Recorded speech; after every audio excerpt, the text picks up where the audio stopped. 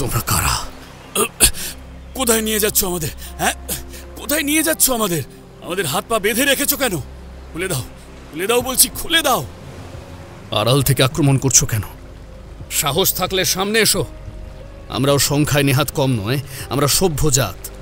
তোমাদের মতো অসভ্য বর্বর আদিবাসীরা আমাদের কোনো ক্ষতি করতে পারবে না। তার কথা শেষ হওয়া মাত্রই সেই জঙ্গিল সর্দার বিরাট আক্রোশে মুখে এক ভয়ঙ্কর শব্দ করে সপাটে একটা ঘুষি বসিয়ে দেয় জেমসের মুখে। ভীষণ চেহারার জঙ্গিল সর্দার সৈন্যদের দিনের বেলায় দেখে সকলে ভয়ে কুঁক করে যায়। তোরা এই বজ্জাত ইংরেজদের জাত, তাই না? ওরা আমাদের সেনাদের বন্দি করেছে, আমাদের জায়গা কেড়ে নিয়েছে। ছাড়বো না, ছাড়বো না আমরা। ওদের কাছে সংবাদ যাবে, যদি তোদের বিনিময়ে ওরা আমাদের বন্দি সৈন্যদের ছেড়ে দেয় তবে তোদেরকে ছেড়ে দেব, তা না হলে তোদের একজন একজন করে মারবো আর তোদের মাংস পড়িয়ে পড়িয়ে খাবো।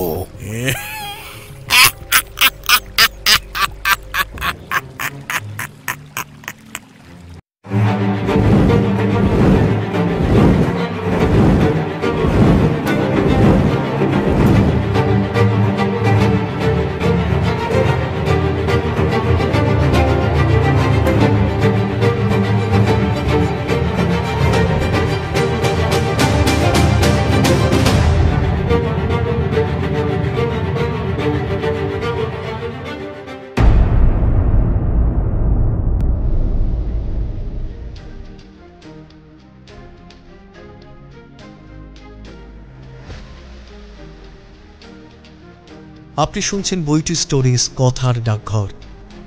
আজ কথার ডাকঘরে আপনাদের জন্য একটি রোমাঞ্চকর অভিযানের গল্প। অয়ন্তিকার কলমে দ্বীপান্তরের নরখাদক। এই গল্পটি সম্পূর্ণভাবে প্রাপ্তমনস্কদের জন্য। গল্প পাঠে রিতম। বিভিন্ন চরিত্রে মঞ্জরি, অয়ন্তিকা, নর্মদা, সার্থক, কৃত্তিক, জ্যোতির্ময়, অমিত, সায়ম এবং প্রণীত। গল্পটি শুনে ভালো লাগলে অবশ্যই আমাদের চ্যানেল সাবস্ক্রাইব করে বেল আইকন প্রেস করে রাখতে ভুলবেন না। শুরু হচ্ছে আজকের গল্প, দ্বীপান্তরের নরখাদক।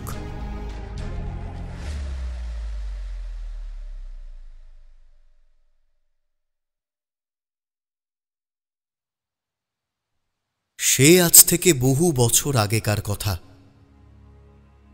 ঊনবিংশ শতাব্দীর কলকাতা তখন রীতিমতো উত্তপ্ত। সিপাহী বিদ্রোহ, নীল বিদ্রোহের রেশ কাটিয়ে তখনও স্বাভাবিক জীবনে ফিরতে পারেনি বঙ্গবাসী। ইংরেজ ও জমিদারদের অত্যাচার, ঠগি এবং জলদস্যুদের উৎপাতে রীতিমতো হিমশিম খাচ্ছে বাংলা তথা ভারতবর্ষের মানুষ। না, আর মুখ বুজে সহ্য নয়। ইংরেজদের নির্মম প্রহারকে উপেক্ষা করে অবিরাম শোনা যায় সুদৃঢ় কণ্ঠে বন্দে মাতরম জয়ধ্বনিতে দেশের তরুণ বিপ্লবীদের গর্জন। জেগে উঠেছে বাংলা, জেগে উঠেছে ভারতবর্ষ। কলকাতা বন্দর তখন ইংরেজদের অন্যতম ঘাঁটি। ব্রিটিশরা ভারতীয়দের সাহসিকতার পরিচয় পেয়ে রীতিমতো নড়ে চড়ে বসছে তখন। কলকাতা পুলিশ বিপ্লব সামলাতে হিমশিম খাচ্ছে রীতিমতো। খবর গেল ইংল্যান্ডে। এরকমই টালমাটাল অবস্থায় ভারতের পরিস্থিতির বিভিন্ন খবরাখবর এনে দেওয়ার জন্য ইংল্যান্ড থেকে গুপ্তচর হিসেবে দক্ষ ইংরেজ নাবিক ক্যাপ্টেন হেরেনকে ভারতে পাঠানোর সিদ্ধান্ত নেওয়া হয় ব্রিটিশ সরকারের তরফ থেকে।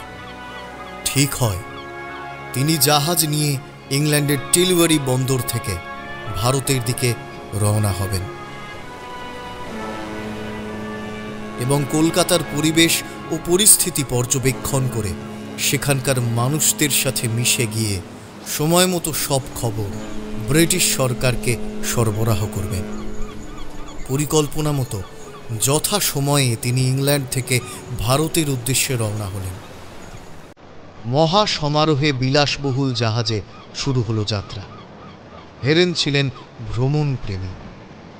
সমুদ্রের উত্তাল জলরাশি, ঢেউয়ের উথাল পাথাল, সূর্যদেবের অপূর্ব কমলা রশ্মির ছোঁয়ায় তার হৃদয়ে সত্যি আনন্দ আর তৃপ্তিতে ভরে গিয়েছিল। তবে নিয়তি বোধহয় অন্য কিছু লিখে রেখেছিল হেরেনের ভাগ্যে। ওই যে বলে না, মানুষ ভাবে এক আর তার সাথে ঘটে আর এক। এই ঘটনাও বোধহয় তেমনই।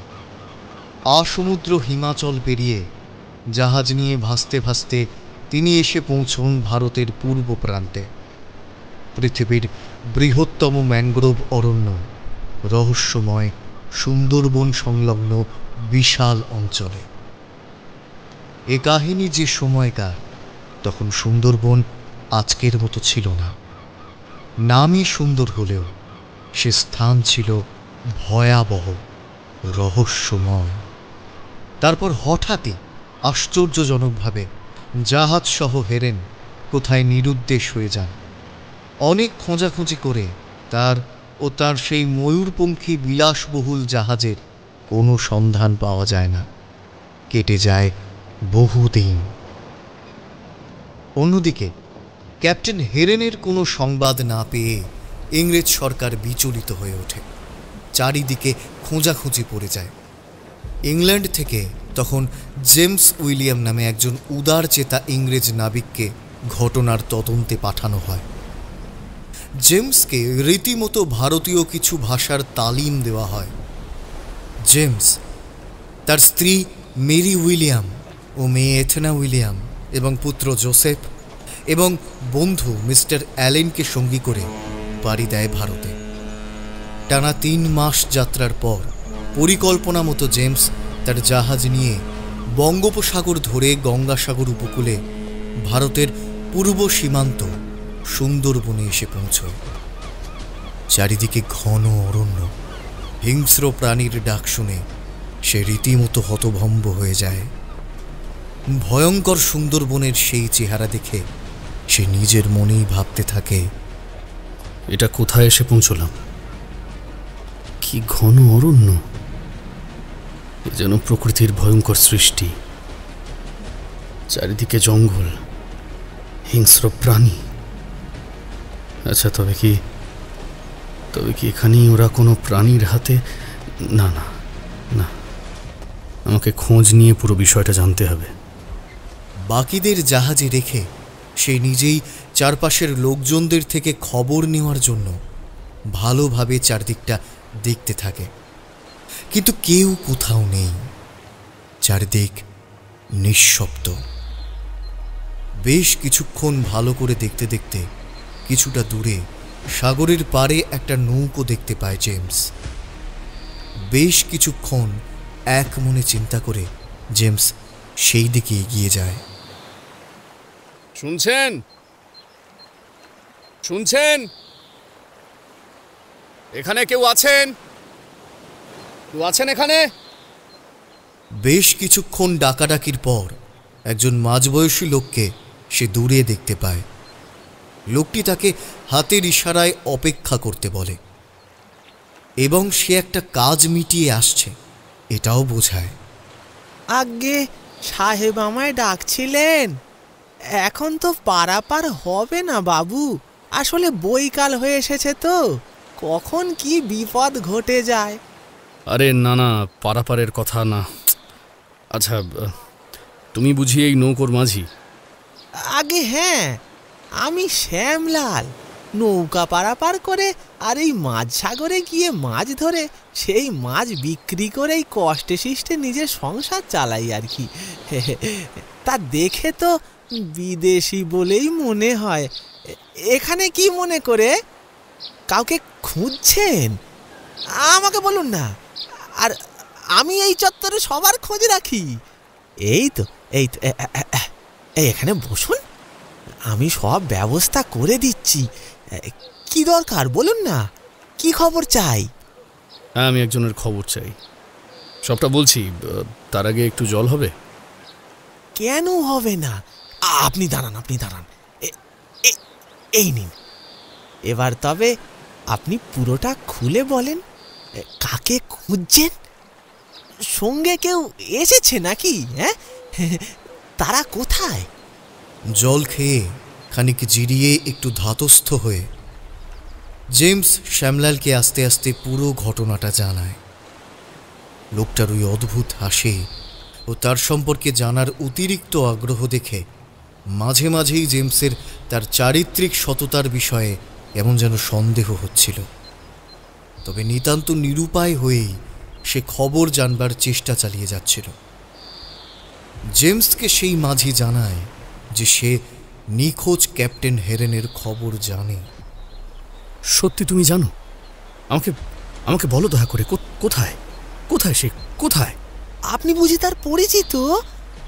দেখুন তো, তার তো খুব বিপদ। বিপদ? তবে আর বলছি কি মশাই, সে যে জলদস্যুর কবলে পড়েছে। ওই সাহেব মনে হয় কোনো এক বিপদের আগে থেকেই আঁচ করেছিলেন, তাই একখানা চিঠি আমার হাতে দিয়ে গিয়েছিলেন। বলেছিলেন তার বন্ধু ও পরিবার কেউ তার খোঁজ নিতে এলে আমি তাদেরকে যেন এই চিঠি দিই আর এই চিঠি অনুযায়ী কাজ করতে বলি, তবেই তাকে উদ্ধার করা সম্ভব হবে। কি লেখা আছে সেই চিঠিতে? দয়া করে আমাকে জানান। জেমস একটু একটু করে শ্যামলালের কথায় আকৃষ্ট হতে থাকে। তার কথা মন্ত্রমুগ্ধের মতো বিশ্বাস করতে শুরু করে। শ্যামলাল চিঠি পড়তে শুরু করে। চিঠিতে লেখা আছে শ্যামলালের কথা মতো জেমস যেন সুন্দরবনের গাঙ্গেয় বদ্বীপ ধরে উপকূলের সঙ্গে সম্পর্ক রেখে এগোয়। এতটাই বিচলিত হয়েছিল জেমস যে সে একবারও সেই চিঠির সত্যতা যাচাই করবার চেষ্টাও করেনি। অগত্যা আর কোনো উপায় না দেখে সে শ্যামলালের সাথে জঙ্গলাকীর্ণ পথ অতিক্রম করে দ্রুত পায়ে সমুদ্রের দিকে এগোতে থাকে। সমুদ্রের পাড়ের কাছে আসতেই সে হঠাৎই অনেকের আর্তনাদের আওয়াজ শুনতে পায়। ও কিসের আওয়াজ ব্রাদার? আমার সহযাত্রীরা কোনো বিপদে পড়ল নাকি? কি হয়েছে তাদের? কোনো চিন্তা করো না ভায়া, তারা তো এখন আমার জিম্মায়, জলদস্যুর হাতে বন্দি। আর ভয় পেও না, কারণ কারণ তুমিও এখন তাদের মতোই বন্দি হবে। কে বাঁচাবে তোমায়? হ্যাঁ, ওই দূরে, ওই দূরে জাহাজটা দেখছো? হ্যাঁ, ওই দূরে দূরে। হ্যাঁ হ্যাঁ, ওই তো আমাদের জাহাজ। তার মানে তোমরা? ঠিকই ধরেছ, আমরা হলাম জলদস্যু। আমরাই বন্দি করে রেখেছি তোমার সঙ্গীদের। নাও, এবার নিজের কাছে যা টাকা পয়সা আছে সব বের করো, নয়তো প্রাণ নিয়ে এখান থেকে ফিরতে পারবে না। আমি জেল থেকে পালিয়ে এসেছি, আমার ক্ষমতা বুঝতেই পারছো। যে কোনো নিষ্ঠুর কাজ করতে আমার হাত কাঁপে না। ভালো চাইলে সব দিয়ে দাও এক্ষুনি।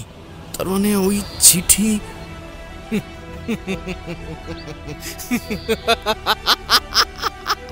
হ্যাঁ, আমার কথা মতোই বয়ান লেখা হয়েছে।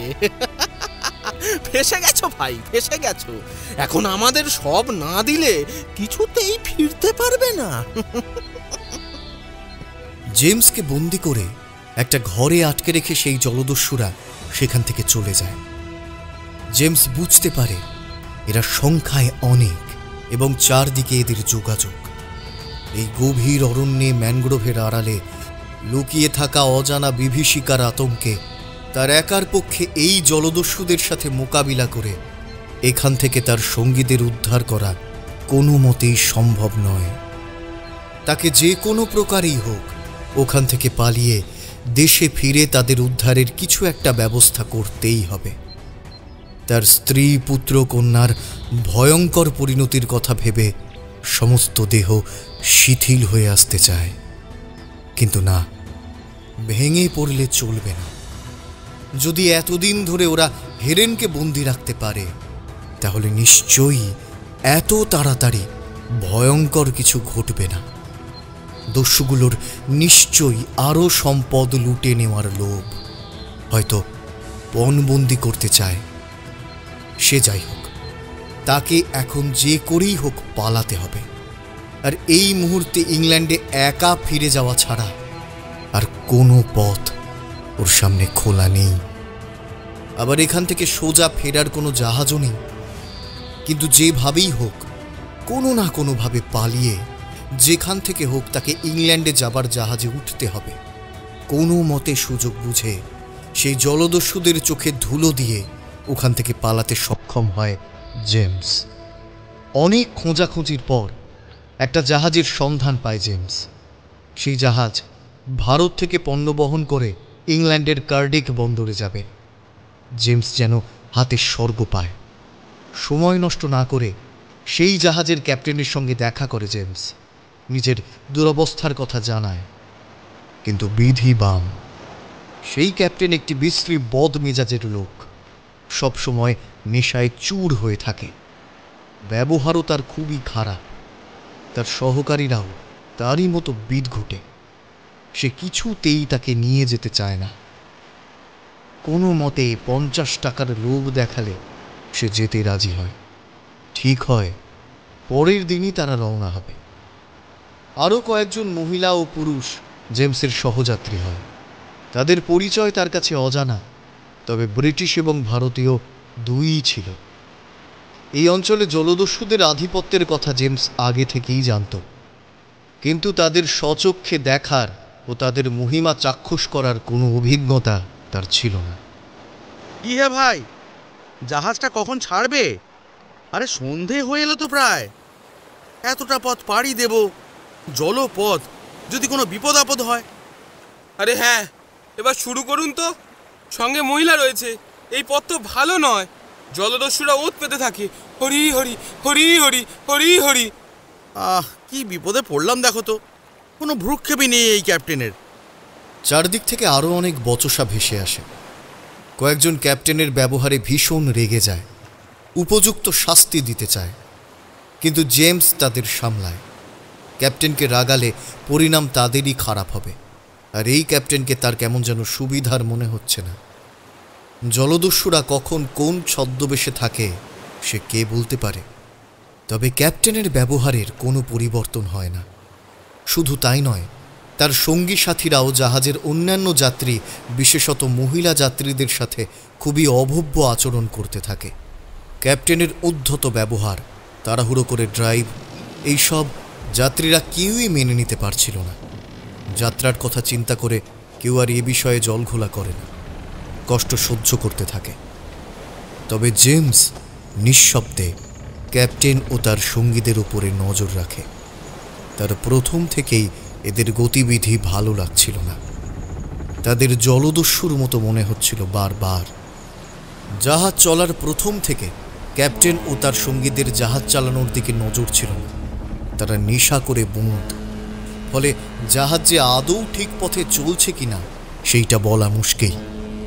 সমুদ্রের বিশাল জলরাশি দেখে নিজেদের ভাগ্যের পরিণামের কথা চিন্তা করে যাত্রীদের ইষ্টনাম জপ ছাড়া আর কোনো উপায় নেই। পরিস্থিতি বেগতিক দেখে জেমস ঠিকই করে ফেলেছিল যে প্রয়োজন পড়লে সেই জাহাজ চালিয়ে নিয়ে যাবে। জাহাজ চালানোয় সে যে সুদক্ষ সে কথা বলাই বাহুল্য। দেখতে দেখতে 6-7 দিন কেটে যায়, কিন্তু ডাঙার হদিশ কেউ পায় না। সমুদ্র ক্রমশ ভয়াল উত্তাল রূপ ধারণ করতে থাকে। এইবার লোকেরা উত্তেজিত হয়ে পড়ে, কিন্তু বিকল্প না থাকায় জেমস সকলকে শান্ত থাকতে অনুরোধ করে।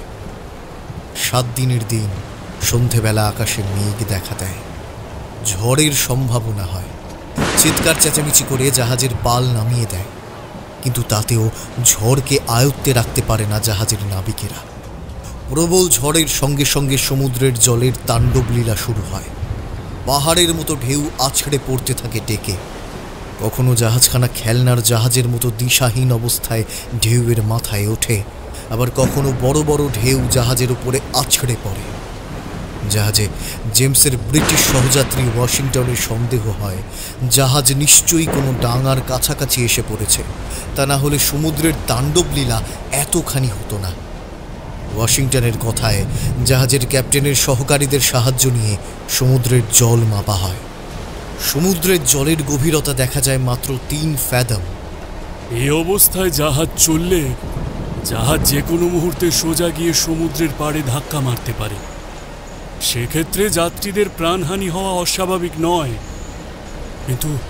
কিন্তু না এগিয়েও তো উপায় নেই। এই অবস্থায় আর কোনো উপায় না দেখেই জেমস জোর করে জাহাজ চালানোর দায়িত্ব নেয়। সে ডাঙার সঙ্গে ধাক্কা লাগানোর সম্ভাবনা দূর করলেও অল্প সময়ের মধ্যেই জাহাজ বেশ জোরে ঝাঁকুনি দিয়ে স্থির দাঁড়িয়ে পড়ে। জাহাজের ঝাঁকুনিতে জাহাজের আরোহীরা চারদিকে ছিটকে পড়ে, অনেকে আহত হয়। সমস্ত জাহাজ জুড়ে ভীত সন্ত্রস্ত অসহায় যাত্রীরা তখন ঈশ্বরের নাম ধরে আর্তনাদ করছে। এক ভয়াবহ পরিস্থিতির সৃষ্টি হয়েছে। চারিদিকে জোরে জোরে হাওয়া বইছে, সমুদ্রের নীল জল সাপের ফণার মতো ফুলে ফুলে উঠছে। সেই হাওয়ার তেজে জাহাজের কাঁচের জানলা দরজা সশব্দে ভেঙে যেতে থাকে। চারিদিকে আহত যাত্রীদের আর্তনাদ, তখনও সমানে ঝড় বয়ে যাচ্ছে। জেমসের আশঙ্কা হয় জাহাজ কোনো ডুবন্ত পাহাড়ে ধাক্কা দিয়েছে। পরিস্থিতি একটু স্বাভাবিক হলে জেমস কয়েকজনকে নিয়ে জাহাজের খোল পরীক্ষা করে। জাহাজের খোল ফুটো হয়ে সমুদ্রের জল জাহাজের খোলে ঢুকতে পারেনি। সকলে একটু স্বস্তির নিঃশ্বাস ফেলে। ভোর হয়ে আসে। সকলে অনেক কষ্ট করে জাহাজ ওই পাহাড়ের দিক থেকে সরিয়ে কোনো মতে আবার ভাসাতে পারে। তবে বিপদ এখানেই শেষ নয়। ভাসতে ভাসতে জাহাজ এক নির্জন ঘাটে এসে পৌঁছয়। তখনও ভোর হয়নি। মাথার উপর তখন রাত শেষের জ্যোৎস্নার আলো, আর সামনে সমুদ্রের অন্ধকার বিপুল ঘন কালো জলরাশি। জেমসরা কল্পনাও করতে পারেনি কি ভয়ঙ্কর বিপদ তাদের জন্য ওঁত পেতে বসেছিল। সেই নির্জন ঘাটের কাছে জাহাজ থামতেই একদল মদ্যপ জলদস্যু জলের আড়াল থেকে বেরিয়ে এসে চারদিক থেকে জাহাজে উঠতে থাকে।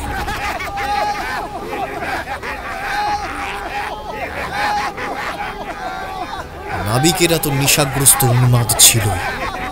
জলদস্যুদের কুৎসিত হাসি আর কদর্য মন্তব্যে তখন জাহাজ ভরে উঠেছে। ক্যাপ্টেন ও বাকি নাবিকরাও তাদের সঙ্গে যোগ দিয়েছে। এতক্ষণে তাদের অভিসন্ধি জেমসের কাছে পরিষ্কার হয়। প্রথম থেকেই ক্যাপ্টেনের প্রতি একটা সন্দেহ কাজ করছিল জেমসের। নাবিকদের উন্মত্ত অবস্থা দেখে জেমস আর বাকি লোকেরা সজাগ হয়ে ওঠে। সঙ্গের স্ত্রী লোকদের রক্ষা করার জন্য প্রত্যেকে অস্ত্র তুলে নেয়। যত তাড়াতাড়ি সম্ভব জাহাজের খোলের মধ্যে ঢুকে যায় তারা। ঠিক করে ওই মদ্যপ জলদস্যুরা যদি জাহাজের খোলের দিকে আসার সামান্য চেষ্টা করে, তবে তারা নাবিকদের হত্যা করতে বিন্দুমাত্র দ্বিধা করবে না। অস্ত্র দেখে জাহাজের নাবিক ও মদ্যপ সেই যুবকরা ভয় পায়।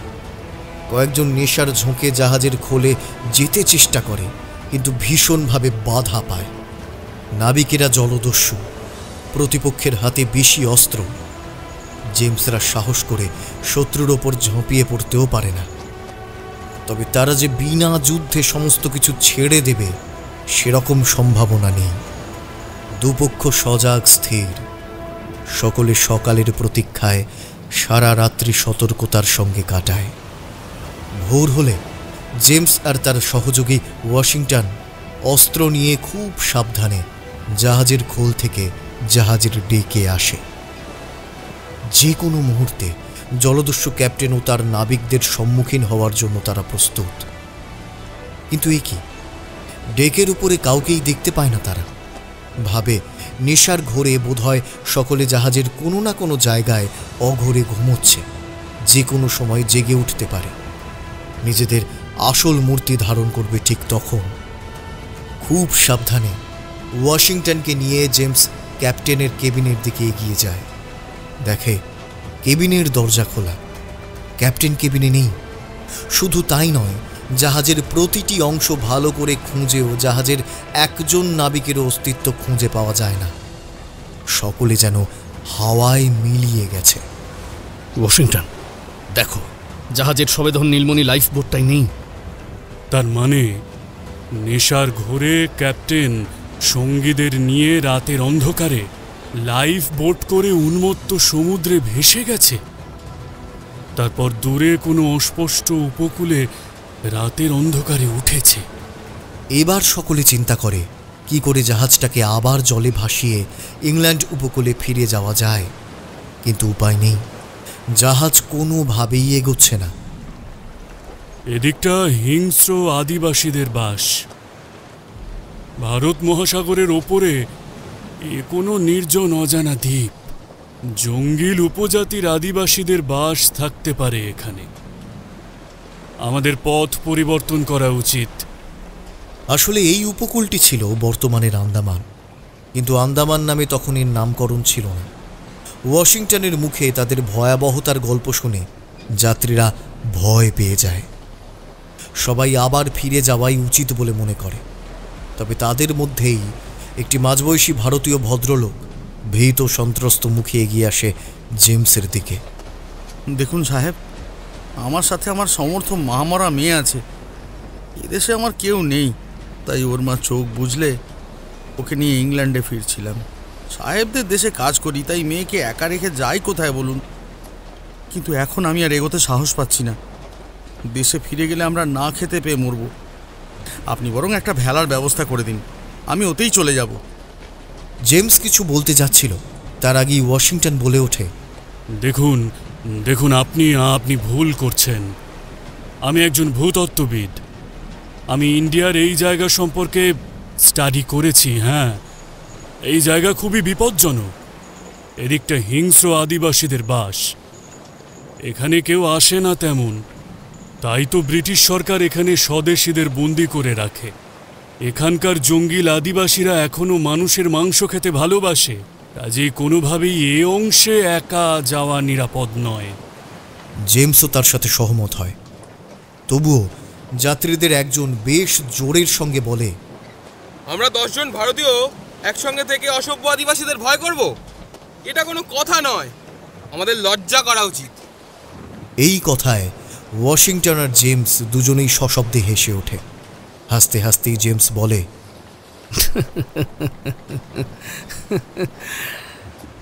আদিবাসীদের দুর্বল মনে করা বোকামি হবে ব্রাদার। এরা প্রথম থেকে ব্রিটিশ শাসকদের সঙ্গে সমানে লড়াই করে এসেছে। এরা ভীষণ শক্তিশালী আর হিংস্র।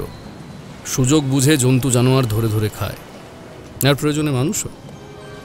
তাছাড়া আশেপাশেই ব্যারেন আগ্নেয়গিরি, দুবেলা অগ্নুৎপাত হয় সেখানে।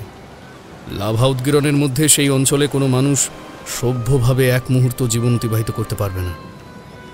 অনেক ঘুমন্ত আগ্নেয়গিরিও আছে, পদে পদে বিপদ। তাছাড়া ব্রিটিশ সরকারও এই জঙ্গলিদের শাসন করতে হিমশিম খেয়ে যাচ্ছে। এমনকি এই দেশের সমস্ত ভূখণ্ড ব্রিটিশ শাসকরা হাতের মুঠোয় আনতে পারেনি। জঙ্গলিরাও সভ্য মানুষদের উপর হাড়ে হাড়ে চটা। আর তাছাড়া এখান থেকে ওই বিপদসংকুল জলপথ পেরিয়ে ফিরে যাওয়াও দুঃসাধ্য ব্যাপার। সেই চেষ্টা না করাই ভালো। জেমসের কথায় সকলে ভয় পায়, কারো মুখ থেকে কোনো কথা বের হয় না।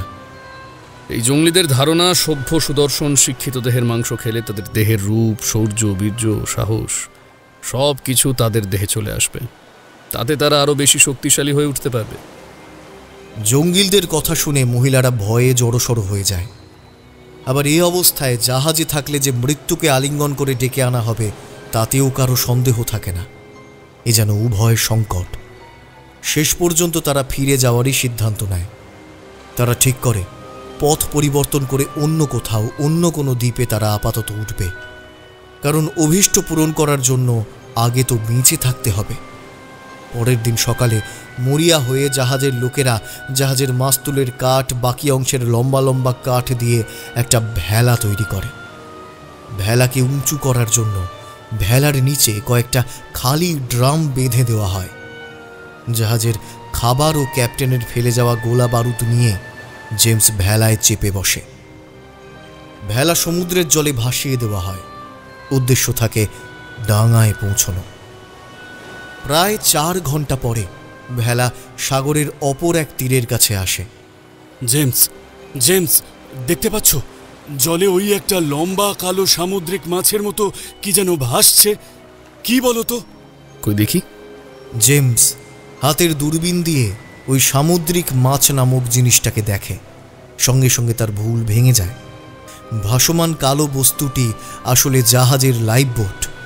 ওটাই উল্টোভাবে জলের উপরে ভেসে রয়েছে। তার মানে কাল রাতে মত্ত ক্যাপ্টেন তার নেশাগ্রস্ত নাবিকদের নিয়ে এই নৌকা করেই জাহাজ ত্যাগ করেছিল।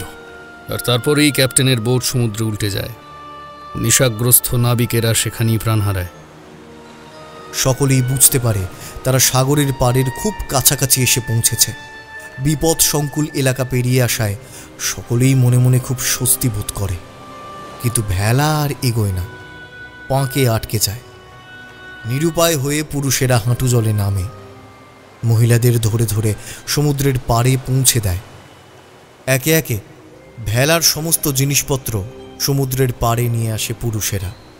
ওয়াশিংটন অনেক হিসেবপত্র করে জানায় যে কাছাকাছি রুটল্যান্ড উপকূল হবার কথা। সঙ্গে সঙ্গে জেমস সিদ্ধান্ত নেয় সময় নষ্ট করে আর কোনো লাভ নেই। জঙ্গল এড়িয়ে সমুদ্রের ধার ধরে এই রুটল্যান্ড উপকূলের দিকে এগিয়ে যাওয়া যুক্তিযুক্ত মনে হয়, যদি জনমানব পাওয়া যায়। কিন্তু বেলা 11টার সময় আকাশ অন্ধকার করে মুষলধারে বৃষ্টি পড়তে শুরু করে। বৃষ্টি এমন আকার নেয় যে মনে হয় বৃষ্টি বোধহয় আর থামবে না। তীরের সব কিছু ধুয়ে মুছে সমুদ্রে নিয়ে যাবে। এই রকম অবস্থায় তারা তখনকার মতো থামতে বাধ্য হয়। কোনো মতে পাড়ে তাঁবু খাটিয়ে সাময়িকভাবে রাতের আশ্রয় নেয়। কাছে থাকা সঞ্চিত জল আর সমুদ্রের মাছ সে রাতে সবার ক্ষুধা এবং তৃষ্ণা নিবারণের সম্বল হয়। গভীর রাতে বৃষ্টি নামে। পরের দিন কাক ভোরে জেমস এবং ওয়াশিংটন কিছু তরুণ যুবককে সামনে পেছনে রেখে মহিলাদের মাঝখানে রাখেন। সমুদ্রের তীর ধরে এগোতে শুরু করেন। জঙ্গলের মধ্যে দিয়ে যাওয়া ভয়ঙ্কর। কাঁটায় কাঁটায় পোশাক ছিঁড়ে যায়, গা দিয়ে রক্ত পড়তে থাকে। মহিলাদের অবস্থা সঙ্গীন, তবুও সকলে সতর্ক হয়ে পথ চলতে থাকে। আত্মরক্ষার অস্ত্র বলতে ঝোপ থেকেই কোনো মতে বহু কষ্টে জোগাড় করা কিছু লাঠি। তাতে ভর করেই পুরুষেরা যে কোনো পরিস্থিতি মোকাবিলা করার জন্য প্রস্তুত। এত কষ্টের পরেও কেউ বসে পড়ে না, প্রাণপণ করে এগোতে থাকে। পথে সমুদ্রের বড় বড় সামুদ্রিক মাছ পায়। সেই মাছ তারা আগুনে সেঁকে খায়। ঝর্ণার জল খেয়ে তারা তৃষ্ণা নিবারণ করে। ততক্ষণে সূর্য অস্তাচলে। গোধূলির কমলা রং যেন নীল সমুদ্রের সঙ্গে মিলিত হওয়ার জন্য প্রবল বেগে এগিয়ে চলেছে। অবশেষে মিলন। প্রকৃতি যেন সেই মিলনের দৃশ্যের সাক্ষী রাখতে চায় না কাউকে। অন্ধকার হয়ে আসে চারিদিক, সন্ধ্যা নেমে আসে। রাত্রে অচেনা জায়গায় চলা ঠিক মনে হয় না জেমস আর ওয়াশিংটনের। তারা একটা নিরাপদ আশ্রয়ের খোঁজ করতে থাকে। একটা বড় গাছের তলায় বিশ্রাম করার সিদ্ধান্ত নেয় তারা। দলের পুরুষেরা দুভাগে ভাগ হয়ে পালা করে পাহারা দেয়। মহিলাদের ঘুমোবার ব্যবস্থা হয়। পরদিন সকালে আবার যাত্রা শুরু। এভাবেই পরপর বেশ কয়েকদিন কেটে যায়। একদিন পথের মাটি বেশ নরম মনে হয় জেমসের। প্রশ্ন করেন, ওয়াশিংটন, এখানকার মাটি এত গরম কেন বলো তো? কোনো বিশেষ কারণ আছে কি এর পিছনে? ভালো করে পর্যবেক্ষণ করে ওয়াশিংটন বলে, হ্যাঁ, আমার অনুমান জায়গাটায় অনেক ঘুমন্ত আগ্নেয়গিরি ছড়িয়ে আছে। ওই দূরে দেখো, দু একটা পাহাড়ের চূড়ো থেকে অল্প ধোঁয়া বের হচ্ছে। সকলে ভয় পায়, বিপদের আশঙ্কা করে। তবুও তারা এগোতে ইতস্তত করে না। সকলে এগিয়ে যায়। একদিন সমুদ্রের ধারে বড় বড় শিল মাছদের রোদ পোহাতে দেখা যায়। তাদের আকৃতি দেখে সকলে অবাক হয়। একসময় শিল মাছদের নুড়ি পাথর গিলতে দেখে সকলে থমকে দাঁড়ায়। শিল মাছেরা নুড়ি পাথর খাচ্ছে? শিল মাছেরা খিদের জন্য নুড়ি পাথর খাচ্ছে না, নুড়ি পাথর খাচ্ছে দেহের ওজন বাড়াবার জন্য। দেহের ওজন বাড়লে সহজে ওরা সমুদ্রের গভীর জলে চলে যেতে পারে। আবার ওপরে ওঠার ইচ্ছে হলে ওরা পেট থেকে নুড়ি পাথরগুলোকে বের করে দেবে। দেহ হালকা হলে সহজেই ওরা জলের ওপরে ভেসে উঠতে পারবে। আবার দলবল সহ তারা চলতে শুরু করে। একসময় তারা একটা নদীর কাছে এসে পৌঁছয়। নামেই নদী, জল তেমন নেই আর পাথরে ভরা। নদীর জল কম, তবে নিশ্চিন্ত হয়েও না। মন্থকূপ বা পট হোলসে ঠাসা এই নদী। আসলে এই নদী এখন তার জীবনের যৌবন পর্যায়ে আছে। তবে নদী ঘেঁষে এগোলে নিশ্চয়ই বসতি পাব। সকলেই যেন আশা পায়। নদীর ধারের ফল মূল আর মাছ খেয়ে সেদিনের মতো সকলে সেখানে বিশ্রাম করতে চায়। পথে আদিবাসীদের সঙ্গে সাক্ষাৎ না হওয়ায় সকলে স্বস্তির নিঃশ্বাস ফেলে। নিশ্চিন্ত মনে ক্লান্ত শরীরকে এলিয়ে দিয়ে রাত্রে ঘুমোবার পরিকল্পনা করে তাঁবুতে। কিন্তু তাদের সেই আশায় জল ঢেলে দেয় ভাগ্য আর পরিস্থিতি। গভীর রাত্রে জঙ্গিল সর্দার ইংরেজদের সঙ্গে যুদ্ধে পরাজিত হয়ে তার আহত দলবল নিয়ে নদী পথেই ফিরছিল। জেমস ও তার সহযাত্রী সকলকে ঘুমন্ত অবস্থায় দেখে তারা। সর্দারেরা কারা বটে? আমাদের জায়গায় এসে ঘাঁটি গেড়েছে, আবার ঘুমোচ্ছে। কয়েকজনকে দেখে তো ইংরেজ বলেই মনে হচ্ছে। ওরা তার মানে এত দূর চলে এসেছে। সব কটাকে আজই শেষ করে দেব, এখনই। এই, এদেরকে নৌকায় তোল, তারপর দেখে নিচ্ছি। আমাদের গায়ে হাত দেওয়া? হ্যাঁ, এই তোরা সবাই মিলে এদের বেঁধে নৌকোয় তোল, এদের বিচার হবে সর্দারের আদালতে। আহত জঙ্গিলরা একত্রিত হয়ে সম্মতি জানিয়ে কাজে লেগে পড়ে। সুকৌশলে তাদের হাত থেকে অস্ত্রশস্ত্র নিয়ে নেয়, প্রত্যেককে বন্দি করে। শক্ত গাছের ডালপাতা দিয়ে সকলের মুখ হাত পা বাঁধে। তারপর অপেক্ষাকৃত সুস্থ সৈন্যরা একটা বড় ও সরু নৌকোয় আহত জঙ্গিল সৈন্যদের বসায়। তখনও সৈনিকদের বিরাট কায় শক্ত সমর্থ দেহগুলো থেকে রক্ত গড়িয়ে পড়ছিল। অবশ্য তাদের ক্ষতস্থানে জংলি পাতার রস লাগিয়ে বাঁধা ছিল। সেই নৌকোয় 3টে হিংস্র জংলি কুকুর বাঁধা ছিল। কুকুরগুলো বন্দি জেমস ও তার সহযাত্রীদের দেখে তেড়ে আসে। সর্দারের ইঙ্গিতে বিকট চেহারার জঙ্গিল দাসরা কুকুরগুলোকে সামলায়। সকালে নদীর ওপর থেকে কুয়াশা কেটে গেলে সর্দার সকলকে নিয়ে নৌকো ছেড়ে দেয়। ইতিমধ্যে জেমস এবং ওয়াশিংটন প্রচণ্ড ছটপট করতে থাকলে সর্দার তার মুখের বাঁধন খুলতে বলে, তোমরা কারা? কোথায় নিয়ে যাচ্ছ আমাদের? হ্যাঁ, কোথায় নিয়ে যাচ্ছ আমাদের? আমাদের হাত পা বেঁধে রেখেছো কেন? খুলে দাও, খুলে দাও বলছি, খুলে দাও। আড়াল থেকে আক্রমণ করছো কেন? সাহস থাকলে সামনে এসো।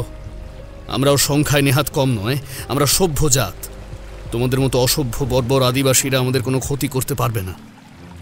তার কথা শেষ হওয়া মাত্রই সেই জঙ্গিল সর্দার বিরাট আক্রোশে মুখে এক ভয়ঙ্কর শব্দ করে সপাটে একটা ঘুষি বসিয়ে দেয় জেমসের মুখে। ভীষণ চেহারার জঙ্গিল সর্দার ও সৈন্যদের দিনের বেলায় দেখে সকলে ভয়ে কুঁক করে যায়। সকলেই ভাবে যে কোনো মুহূর্তে এই জঙ্গিল দানবরা একে একে তাদের সবাইকে খেয়ে ফেলবে। ভয় মাখা কণ্ঠে আমতা আমতা করেই জেমস প্রশ্ন করে, কি চাও তোমরা? আমাদের নিয়ে তোমরা কি করবে? সর্দার ভয়ঙ্কর আগুনের দৃষ্টিতে তার দিকে তাকায়, দাঁতে দাঁত পিষতে থাকে।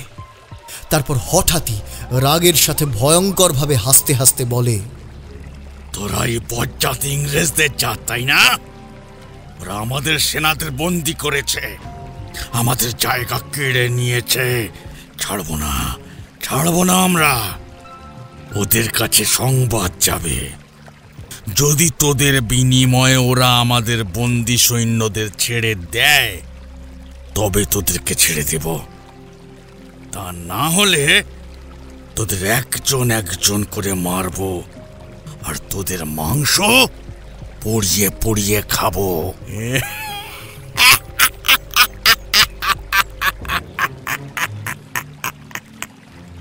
দুপক্ষের ভাষা দুজনের অজানা, কিন্তু হিংস্র শরীরের নিজস্ব প্রকাশ আছে। প্রেমে যেমন অনুভব থাকে, ঘৃণারই তেমনই থাকে আক্রোশ। আর সেই ভাষা বুঝতে শরীর আর চোখই যথেষ্ট। এখানে তো বাকিরা ইংরেজ নয়, ওদের কেন আটকাচ্ছ? কি শত্রুতা ওদের সাথে তোমাদের? ওরা যে ইংরেজদের তাবেদার, তাই ওরাও তোদের লোক। সবাইকে শাস্তি পেতে হবে, সবাইকে। সব কটাকে পুড়িয়ে মারবো আজ।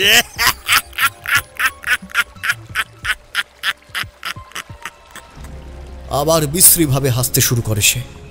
ওয়াশিংটন কানের কাছে ফিসফিস করে জেমসকে জানায়, জেমস জেমস ওরা ওরা বলা বলি করছিল এই নদীর অপর পারে আজ পর্যন্ত নাকি কোনো বিদেশি যেতে পারেনি।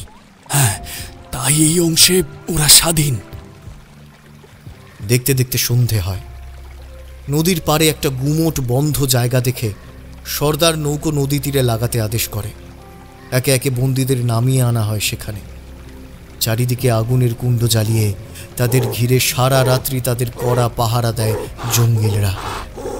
তাদের ঘিরে তারা তীর বর্ষা নিয়ে ভয়ঙ্কর নাচানাচি শুরু করে, জ্যান্ত পশু শিকার করে। আগুনে ঝলসানো প্রাণীদের দড়িতে ঝুলিয়ে রেখে মদ আর মাংস নিয়ে শুরু হয় এই উদ্দাম নৃত্য। মেয়ে বউরা এই নাচ দেখে, বর্ষার খেলা দেখে ভয় পেয়ে যায়। নিদারুণ ভয়ে ক্লান্তিতে একসময় তারা ঘুমিয়েই পড়ে। হঠাৎই তাদের চোখে মুখে জল ঢেলে দিয়ে তাদের ঘুম ভাঙানো হয়। কি হলো, ঘুম হয়েছে না? ওঠো এবার, হাত মুখ ধুয়ে নাও, অনেকটা পথ যেতে হবে। কোথায় যাব? কোথায় নিয়ে যাবে আমাদেরকে? কি চাইছোটা কি তোমরা? আরে শান্ত হও, খিদে পেয়েছে নিশ্চয়। তোমাদের জন্য বিশেষ খাবার আসছে যে, এই আমরা যাব কেমন? হাসতে হাসতে সেই জঙ্গিল সৈন্য ওখান থেকে বিদায় নেয়। মুহূর্তের মধ্যে বেশ কয়েকজন জঙ্গিল এসে জায়গাটা পরিষ্কার করে আগুনে ঝলসানো কিছু একটা তাদের সামনে রাখে। তারপর সেটা নিয়ে ঘুরে ঘুরে বীভৎস নাচ করতে থাকে। সেই ভয়ঙ্কর কুৎসিত নাচের মধ্যে ওরা দেখে ওদের সামনে আগুনে ঝলসানো বস্তুটা আসলে একটা গোটা মানুষ। মহিলারা ভয়ে চিৎকার করে ওঠে। তারপর জঙ্গিলরা বেশ বড় বড় পোড়ানো মাংস জেমস ও তার সহযাত্রীদের খেতে দেয়। কেউ সেই মাংস স্পর্শ করতে পারে না। ভয়ে চিৎকার করে কাঁদতে শুরু করে। কেউ কেউ জ্ঞান হারায়। তাতে জঙ্গিলরা কানও দেয় না। তারা আবার যাত্রা শুরু করে। সেদিন সন্ধেবেলা একটা শাখা নদী দিয়ে আর একটা নৌকো সর্দারের কাছে আসে। সেই নৌকোতে আহত জঙ্গিল সৈন্য ভর্তি। সকলেই দেহের গুরুতর আঘাতকে গুরুত্ব না দিয়ে পাথরের মূর্তির মতো বসে আছে। পরাজয়ের গ্লানি তাদের নিজেদের ভিতর থেকেই শেষ করে দিয়েছে। অন্যদিকে দ্বিতীয় নৌকোটা থেকে দ্বিতীয় নৌকোর সর্দার প্রথম নৌকোয় আসে। জঙ্গিল প্রথা অনুসারে দুই সর্দার একে অন্যের দিকে মাথা ঝুঁকিয়ে অভিবাদন জানায়। পরে জঙ্গিল ভাষায় একে অন্যের সঙ্গে কথা বলে। দেখে মনে হচ্ছিল ওরা খুবই উত্তেজিত। দুটো নৌকো নদীর পাড়ে লাগানো হয়। দু নৌকোর সর্দারেরা খাওয়া দাওয়া করে সুরা পান করে নিজেদের ডালপালা দিয়ে তৈরি ঘরে শুয়ে পড়ে। জেমস ও তার সহযাত্রীরা সুস্থ ও স্বাভাবিক হলে মাংসের বদলে তাদের জঙ্গলের ফল মূল ও নদীর মাছ খেতে দেওয়া হয়। এভাবে পরপর আরও কয়েকদিন নৌকোয় কাটে ওদের। পথে বিভিন্ন শাখা নদী ও উপনদী ধরে আরও অনেক নৌকো প্রথম নৌকোর সাথে মিলিত হয়। প্রত্যেকটি নৌকোই আহত জঙ্গিল সৈন্যতে ভর্তি। একসঙ্গে অনেকগুলো নৌকো দল বেঁধে নদী দিয়ে এগোতে থাকে, যাতে শত্রু আক্রমণ করলে তারা প্রতিরোধ করতে পারে। আর মনে মনে ব্রিটিশদের বিরুদ্ধে প্রতিশোধের আগুনে জ্বলতে থাকে তারা। একসময় নদীর জল খুবই গরম দেখা যায়। নদীর পাড়ের কাদামাটি সশব্দে ফুটতে দেখা যায়।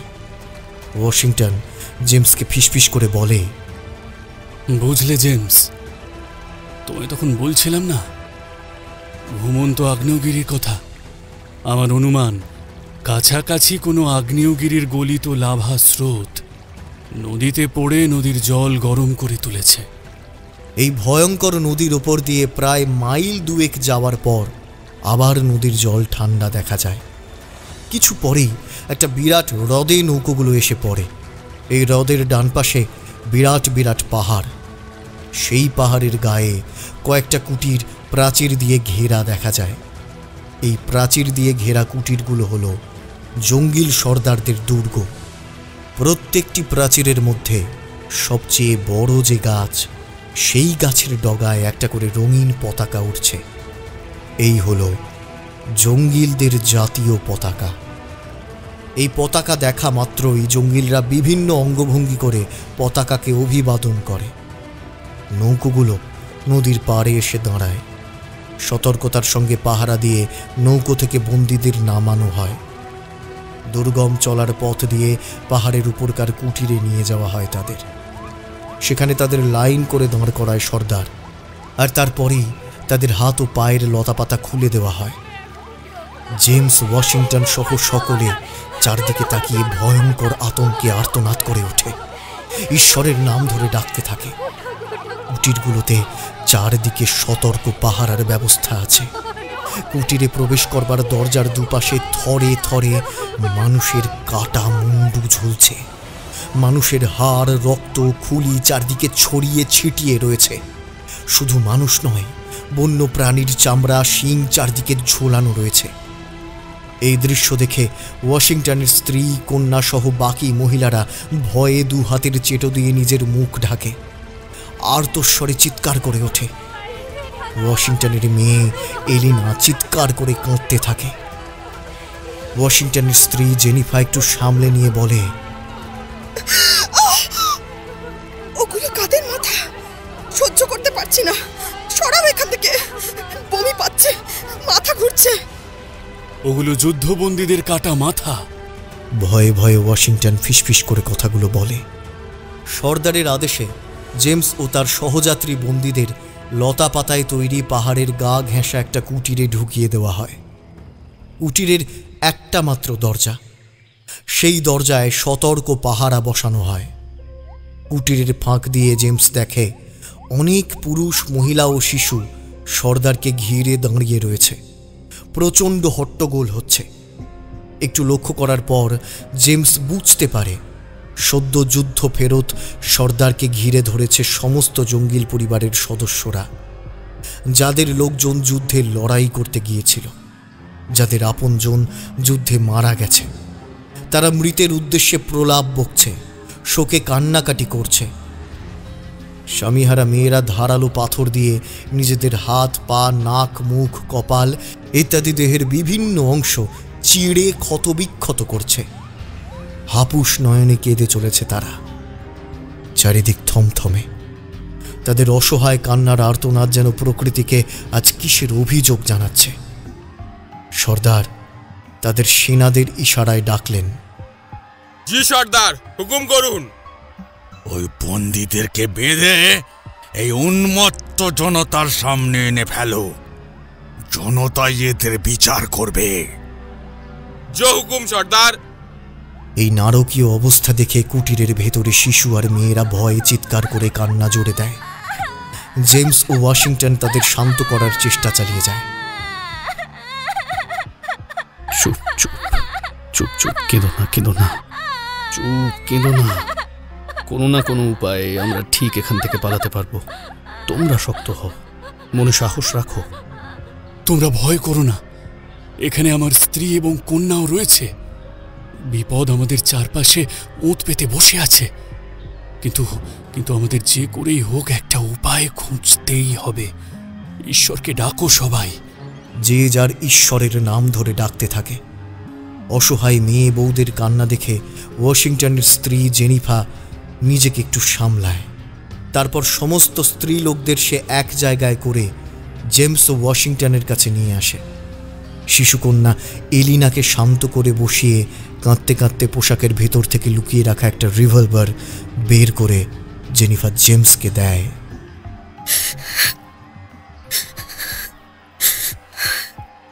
এটা নিন। এ কি আগ্নেয়াস্ত্র? এটা আপনার কাছে এলো কিভাবে?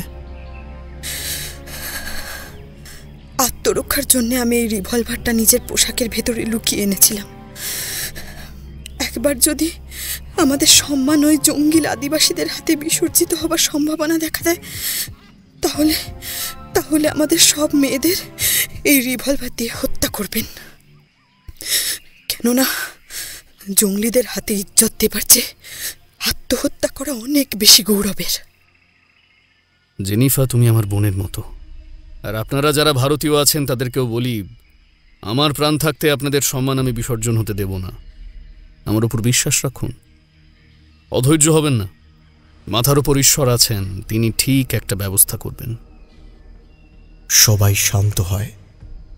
জেমস নিজের মনে চিন্তা করে, হায় অদৃষ্ট, ক্যাপ্টেন হেরেনের নিখোঁজ হওয়ার কারণ তদন্ত করতেই দেশে এসেছিলাম, না সেই রহস্য উন্মোচন করতে পারলাম। জানি না এখন এদের বাঁচাতে পারবো কিনা। সত্যি আমি অক্ষম।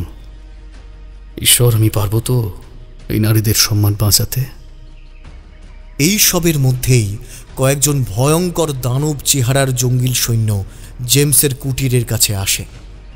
সকলকে কুটির থেকে বের হতে আদেশ করে। সকলকে ডাকতে দেখে মহিলারা অস্ফুট স্বরে কেঁদে ওঠে। কেঁদো না, শক্ত হও তোমরা। প্রাণ গেলেও মান বিসর্জন দেব না আমরা।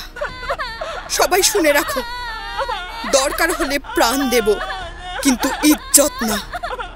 ভয় পেও না, আমরা দল বেঁধে থাকলে ওরা আমাদের কোনো ক্ষতি করতে পারবে না। জেমস ও জেনিফার নেতৃত্বে পুরুষদের পাশাপাশি সকল মেয়ে বউরাও একে একে কুটির থেকে বেরোয়। সৈনিকদের পেছন পেছন সর্দারের দিকে এগোয়।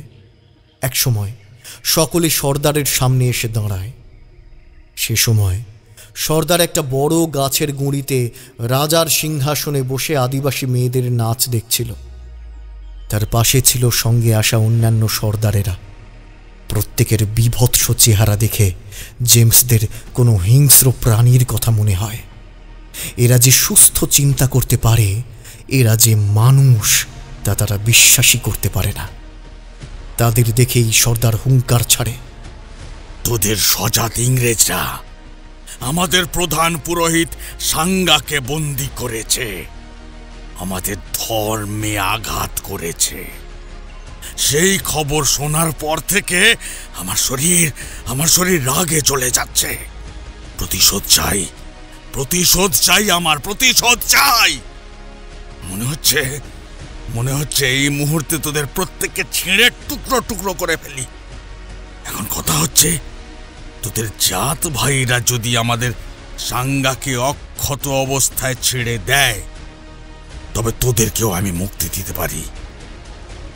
আর তা না হলে তোদের মৃত্যু কেউ ঠেকাতে পারবে না, কেউ না। তোদের মুন্ডুগুলো অন্যান্য মুন্ডুর মতো ঝুলিয়ে রাখা হবে। এতক্ষণ অবধি জেমস ও অসহায় বন্দীরা সমস্ত অত্যাচার মুখ বুজে সহ্য করছিল। কিন্তু এরপর জঙ্গিলরা হঠাৎই নিজেদের সমস্ত সীমা অতিক্রম করে ফেলে। মদ্যপ নেশায় চুর একজন জঙ্গিল সর্দার শাতরেটি জেনিফার হাত ধরে টানাটানি শুরু করে।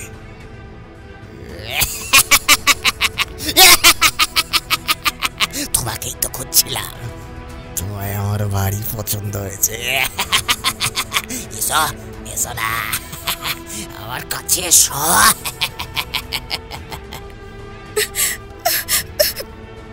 ছেড়ে দিন আমায়, আমি কিন্তু না হলে নিজেকে শেষ করে দেব। ছেড়ে দিন বলছি। ছাড়বো কি গো, ছাড়বো কি? আমি তো তোমাকে বিয়ে করব। এখন আমাদের বিয়ে হবে। এই, কে কোথায় আছিস? ওকে বিয়ের সাজে সুন্দর করে সাজিয়ে দে।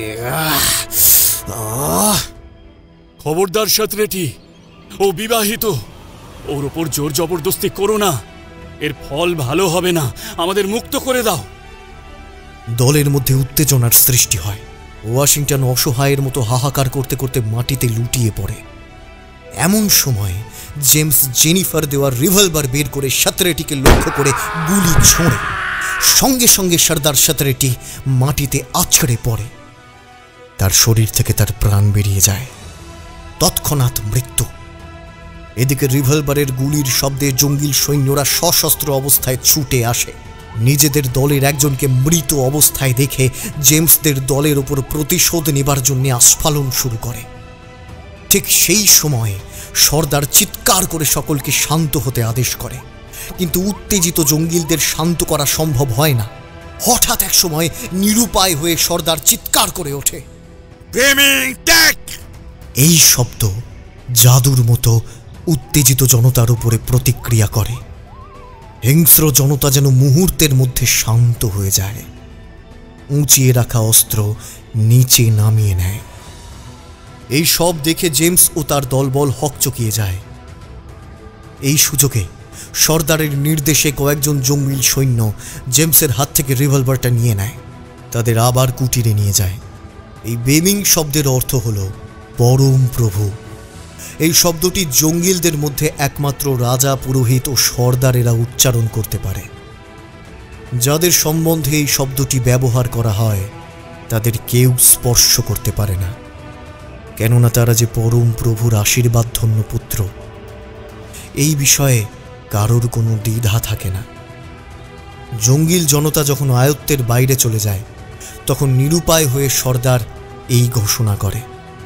এইভাবেই সে সেই সময়ের মতো অশান্ত জনতাকে আয়ত্তে আনতে পারে। সতরেটির মৃত্যুর পর জেমসরা নিজেদের জীবনের মায়া ছেড়ে দেয়। তারা নিজেদের মনকে এই ভেবেই শক্ত করে যে যে কোনো সময়ে তাদের দেহ থেকে মাথাগুলো মাটিতে লুটিয়ে পড়তে পারে। জঙ্গিলদের প্রথা অনুসারে মৃত সর্দারের দেহটা যেখানে পড়েছিল সেখানেই থাকে। 7 দিনের দিন তার সৎকারের ব্যবস্থা করা হয়। ততদিনে মৃতদেহে পচন ধরতে শুরু করেছে। 7 দিনের দিন সকালবেলা কোথা থেকে অসংখ্য জঙ্গিল মেয়ে, পুরুষ এবং বাচ্চা এসে জড়ো হয় কুটিরের উঠোনে। সর্দার হাত পা নেড়ে জমায়েত জঙ্গিলদের উদ্দেশ্যে কি যেন বলে। শেষে জেমসদের কুটিরের দিকে আঙুল তুলে আরও কি যেন বলে। সঙ্গে সঙ্গে কয়েকজন যমদূতের মতো প্রহরী জেমসদের কুটিরে আসে। তাদের দিকে সর্দার রক্তচক্ষু করে তাকায়, হুঙ্কার দিয়ে বলে, ইংরেজ বাচ্চা, তুই সর্দার সতরেটিকে হত্যা করেছিস? জেমস নির্ভীকভাবে বলে, হ্যাঁ। এই হত্যার পরিণাম হিসেবে তোকে মৃত্যুদণ্ড দিলাম। আজকে সর্দার সতরেটির সৎকারের জন্য শুধু তোকে মৃত্যুদণ্ড দিতে পারলাম না, তবে কাল তোর মৃত্যু হবেই। এরপর জেমসের দৃষ্টি মৃত সতরেটির উপরে পড়ে। সর্দার সতরেটির মৃতদেহটাকে নানান রঙের পোশাক পরানো হয়েছে, তার উপর নানান রঙের লতা পাতা ও ফুল দিয়ে সাজানো হয়েছে, কিন্তু তীব্র পচনের গন্ধ আসছে তার থেকে। মাথায় গুঁজে দিয়েছে নানান রঙের পালক। তীরের শয্যায় বীরের মতো করে তাকে শোয়ানো হয়েছে। সর্দারের কথা শুনে উপস্থিত জঙ্গিলরা আবার উত্তেজিত হয়ে ওঠে। ওরা জেমস সহ বাকিদের হত্যা করবার জন্য ব্যস্ত হয়ে ওঠে। ঠিক এই সময় একজন দৈত্যাকৃতি সৈন্য ক্ষত বিক্ষত দেহ নিয়ে ছুটতে ছুটতে আসে। তার দেহের ক্ষত থেকে তখনও রক্ত ঝরছিল। সে সর্দারের সামনে জঙ্গিলদের নিয়ম অনুসারে মাথা নিচু করে বসে সর্দারকে অভিবাদন জানায়। সর্দার, আমি ইংরেজ শিবির থেকে ফিরছি। আমাদের সম্মানিত পুরোহিত সাঙ্গা আর ইউদামে নেই। তাকে ইংরেজরা গুলি করে হত্যা করেছে। পুরোহিতের মৃত্যু সংবাদ শুনে সর্দার হুঙ্কার দিয়ে ওঠে। জেমস ও তার দলবলকে উদ্দেশ্য করে বলে, তোরা আমাদের ধর্মে আঘাত করেছিস, আমাদের পূজারীকে মেরেছিস, তোদের মরতে হবেই। কাল তোদের সব কটাকে মারব। তোদের দেহের মাংস খাওয়ার জন্যে সকলে ব্যস্ত হয়ে পড়েছে। তোদের হত্যা করে আমাদের পুরোহিতের হত্যার প্রতিশোধ নেব। তোদের রক্ত আমাদের দেবীকে উৎসর্গ করে। সর্দারের ওই হিংস্র চোখে ক্রূর হাসি। সে এবার জনতার দিকে তাকালে প্রত্যেকটি জঙ্গিল জনতা সর্দারের বিচারকে অভিনন্দন জানায়। ওদের বাঁচিয়ে রাখার কোনো দরকার নেই সর্দার, ওদের মেরে ফেলুন সর্দার। ওরা আমার ছেলেকে হত্যা করেছে, ওরা আমাদের শত্রু। ওদের মৃত্যু দেখতে চাই সর্দার, ওদের মৃত্যু দেখতে চাই। চারদিক থেকে ক্ষিপ্ত জনতা এই একই স্লোগান দিতে থাকে।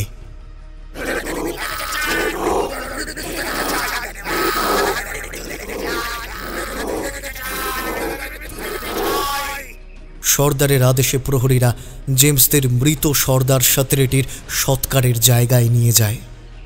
মৃত সর্দার সাতরেটির চারপাশে বিচিত্র ধরনের সামরিক পোশাক পরে সৈন্যরা দাঁড়িয়ে আছে। তারা বিশেষ কায়দায় তাকে বীর সম্মান প্রদর্শন করছে। মৃত সর্দার সাতরেটির বিধবা স্ত্রী ও আত্মীয় স্ত্রীলোকেরা ধারালো অস্ত্র দিয়ে নিজেদের নাকে, মুখে ইত্যাদি দেহের অনেক জায়গায় গভীর ক্ষতের সৃষ্টি করছে। তার সঙ্গে সমানে কেঁদে যাচ্ছে। কেউ কেউ বিকট সুরে করুণভাবে গান ধরেছে। একটু পরেই সাতরেটির অল্প বয়স্কা যুবতী স্ত্রী কান্নায় আলুথালু অবস্থায় মৃত সর্দারের দেহের কাছে আসে। সেখানেও সে প্রলাপ বকে আর পাথরে মাথা ঠুকে সমানে কেঁদে যায়। এই যুবতী হল মৃত সাতরেটির স্ত্রী। এক সময় সর্দার যুবতীটির পেছনে এসে দাঁড়ায়। হাতের মস্ত কাঠের মুগুর দিয়ে যুবতীটির মাথার পেছনে এমনভাবে আঘাত দেয় যে যুবতীটির মাথার ভেতর থেকে ঘিলু বেরিয়ে আসে। দুজন দানবাকৃতির যুবক যুবতীটিকে তুলে সর্দার সাতরেটির মৃতদেহের পাশে শুইয়ে দেয়। তার মারণ চিৎকার যেন চারপাশের পরিবেশকে আঙুল দিয়ে দেখায় যে কারা দোষী। কিন্তু তাতে তাদের কি? একই সাথে ঢাক, ঢোল, বাজনার আওয়াজ আর মিথ্যা জয়ধ্বনির নামে মৃতার সম্পত্তি হস্তগত করতে পারার বিপুল জয়ের উদযাপন। সে মৃত্যুর কোলে ঢলে পড়ে। টাটকা রক্তে জায়গাটা ভিজে যায়। হে সর্দার সাতরেটি, তোমার স্ত্রীকে তোমার সেবায় পাঠালাম। এ তোমার প্রেতাত্মার সেবাও করবে। ভালো থেকো তুমি, ভালো থেকো সর্দার, ভালো থেকো। জঙ্গিলদের আর এক প্রথা হল, জীবিত অবস্থায় যে বা যারা মৃতের সেবায় নিযুক্ত থাকবে, প্রভুর মৃত্যুর পর তাদের পাঠিয়ে দেওয়া হয় তাদের প্রভুর প্রেতাত্মার সেবা করার জন্য। জোরে জোরে ঢাক, ঢোল, করতাল সমস্ত কিছু বাজতে থাকে। সর্দার সাতরেটির 6 জন কৃতদাসকে ধরে আনা হয়, কারণ এই কৃতদাসরা সর্দারের সেবায় নিযুক্ত ছিল। 6 জন কৃতদাস মৃত্যু ভয়ে দিশেহারা হয়েছিল। তাদের ভেতর থেকে বিচার বিবেচনা লোপ পেয়েছিল। তারা কিংকর্তব্য বিমূঢ় হয়ে চারদিকে তাকাচ্ছে। তাদের হাত পা চোখ বাঁধা হলো। অদৃষ্টকে নীরবে দোষারোপ করতে করতে তারা যেন এগিয়ে চলল। এ যেন হত্যালীলার মঞ্চ। জেমস ও তার সঙ্গীরা এই নিষ্ঠুর দৃশ্য আর মেনে নিতে পারে না। ওয়াশিংটন আর জেনিফা তাদের শিশুকন্যা এলিনাকে নিয়ে উদ্বিগ্ন হয়ে পড়ে। সে এই দৃশ্য দেখে অসুস্থ হয়ে পড়েছে, বারে বারে জ্ঞান হারিয়ে ফেলছে। এক সময় দুজন দৈত্যের মতো ঘাতক বিরাট বিরাট মুগুর নিয়ে আসে। সেই একই নির্মমভাবে কৃতদাসদের মাথার পেছন থেকে আঘাত করে তাদের মাথা গুঁড়ো করে দেওয়া হয়। মুহূর্তের জন্য ছটপট করে 6 জন কৃতদাস যুবক মারা যায়। কৃতদাসদের দেহের রক্তে সমস্ত জায়গাটা নরকে পরিণত হয়। শেষে সর্দারের ইঙ্গিতে উপস্থিত জনগণ ক্ষুধার্ত পশুর মতো মৃত 6 জন কৃতদাসের দেহের ওপর ঝাঁপিয়ে পড়ে। মুহূর্তের মধ্যে কৃতদাসের দেহটা ছিন্ন ভিন্ন করে তারা। পরে সেই কৃতদাসের ছিন্ন ভিন্ন দেহের মাংস মুখে পুড়ে আনন্দের সঙ্গে চিবোতে শুরু করে। কি পৈশাচিক সেই দৃশ্য! এইবার এই ভয়াবহ দৃশ্য দেখে জেনিফা আর এলিনা জ্ঞান হারায়। জেমস তাদের সময় মতো ধরে না ফেললে ওরা মাটিতে লুটিয়ে পড়ত। এই নারকীয় উন্মত্ততা চলল বেশ কয়েক ঘন্টা। শেষে সর্দার ও তার স্ত্রীর ঝলসানো মৃতদেহ গাধার পিঠে চাপিয়ে 2 মাইল দূরে পর্বতের উপরে নিয়ে যাওয়া হলো। এই পর্বতের উপরে পাথর ও গাছপালা দিয়ে একটা সমাধি মন্দির আগে থেকে তৈরি করা ছিল। সেই সমাধি মন্দিরে সর্দার ও তার স্ত্রীর মৃতদেহ দুটো রাখা হলো। সেই সঙ্গে তাদের পোশাক, বেশ অনেক দিনের খাদ্য, পানীয় জল ইত্যাদি সমাধি মন্দিরে রাখা হলো। জঙ্গিলদের ধারণা, এইসব খাবার ও পানীয় খেয়ে মৃত সর্দার ও তার স্ত্রী পরলোকে ভালোভাবেই কাটাতে পারবে। তারপর সর্দারের নেতৃত্বে জঙ্গিলরা চিরকালের মতো পর্বতের চূড়া থেকে তাদের শেষ প্রণাম জানিয়ে নেমে আসে। যেহেতু মৃত সর্দার ও তার স্ত্রীকে বেমিং রক্ষা করবে, তাই সেই পর্বত চূড়োয় দ্বিতীয়বার কারো যাবার অধিকার নেই। অবশ্য এই নিয়ম যে ভাঙবে তাকে মৃত্যুদণ্ড ভোগ করতে হবে। এরকম আরেকটি পাহাড়েও তারা কখনো যায় না। সেখানেও আর একজন সর্দারের মৃতদেহ রাখা আছে। সেই মৃতদেহ বেমিং দ্বারা সংরক্ষিত। সর্দার শাতরেটের মৃতদেহ সৎকার করা হয়ে গেলে সর্দারের নির্দেশে জেমস ও বাকিদের আবারও কুটিরে ঢুকিয়ে দেওয়া হয়। কুটিরে ঢোকার পর জেমস খেয়াল করে সবাই ঢুকলেও ওয়াশিংটন কোথাও নেই। অজানা আশঙ্কায় জেমস আর জেনিফার শির দাঁড়ায় শীতল স্রোত বয়ে যায়। আস্তে আস্তে জঙ্গিলদের দুর্গে অন্ধকার নেমে আসে। আর কয়েক ঘন্টা পরেই তাদেরও হত্যা করবে ওই জঙ্গিলরা। মৃত্যুর ভয়ে সকলে ভীষণভাবে ভেঙে পড়ে। জেমস সকলকে সাহস আনতে অনুরোধ করে। তার কথা, মরতে যদি হয় তাহলে সাহসের সঙ্গে মরাটাই ভালো।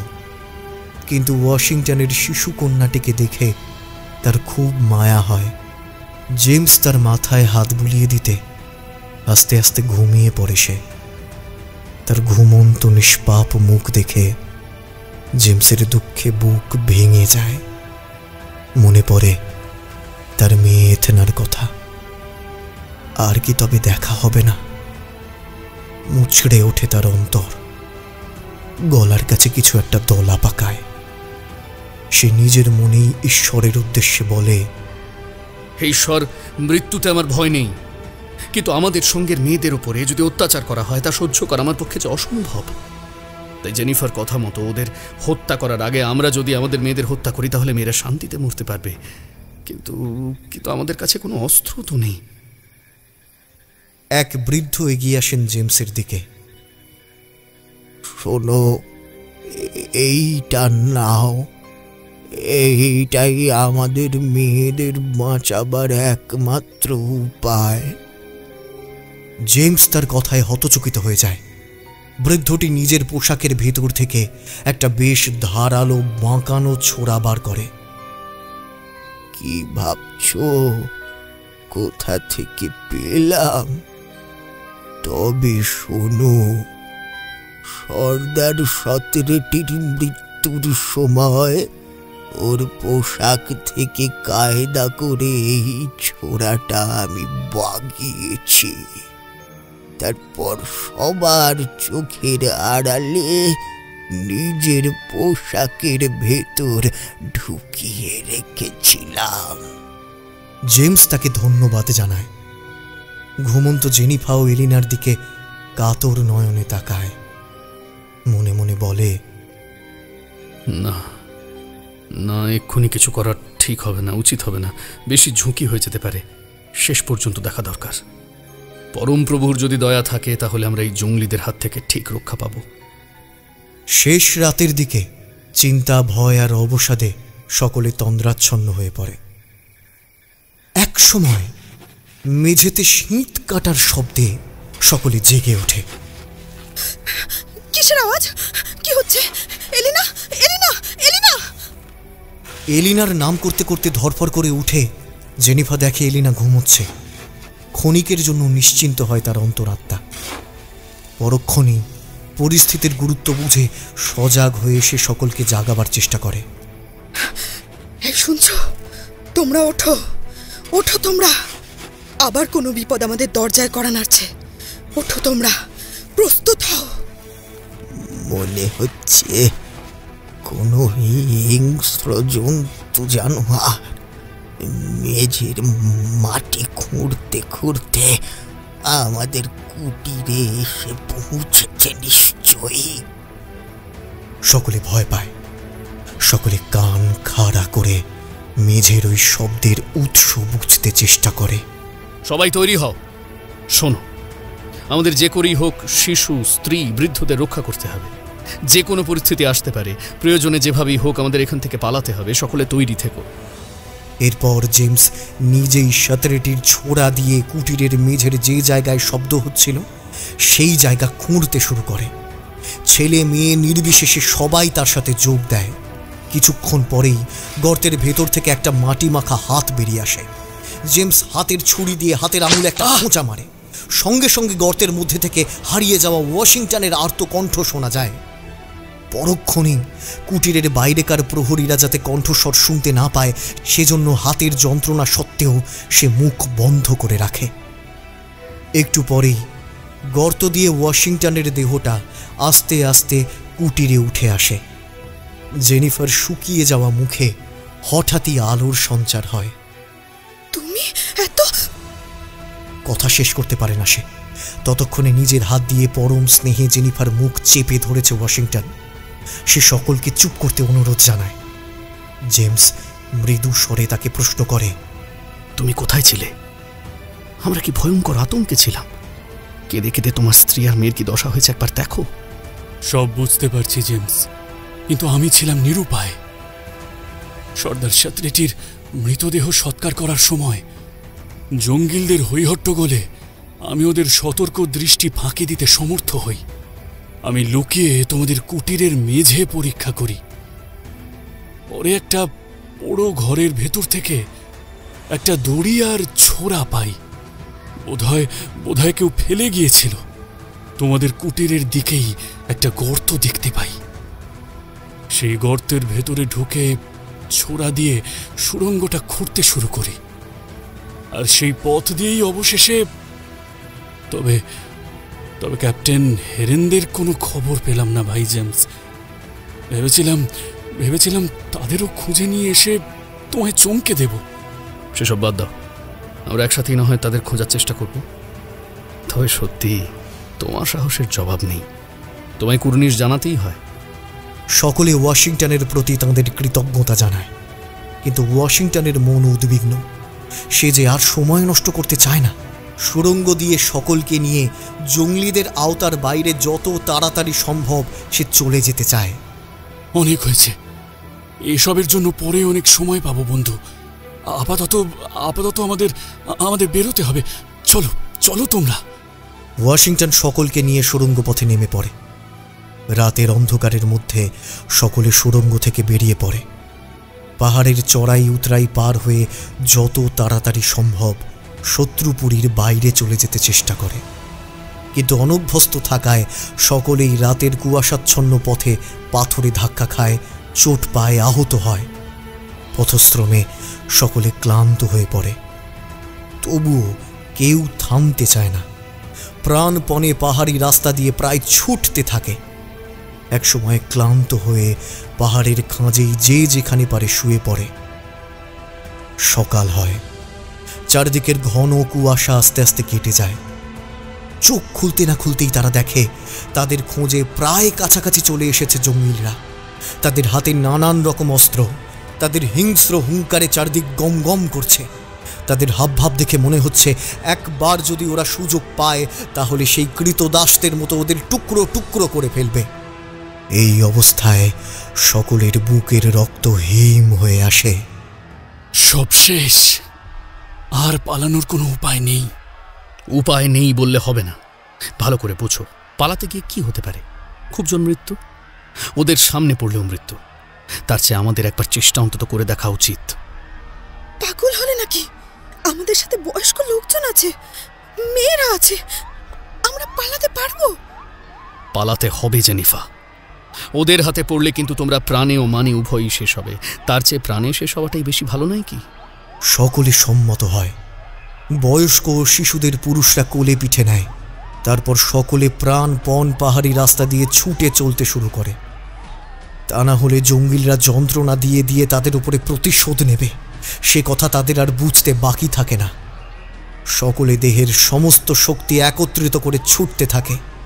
জঙ্গিলরাও তাদের ধাওয়া করে দ্রুত বেগে তাদের পিছনে পিছনে ছুটতে থাকে।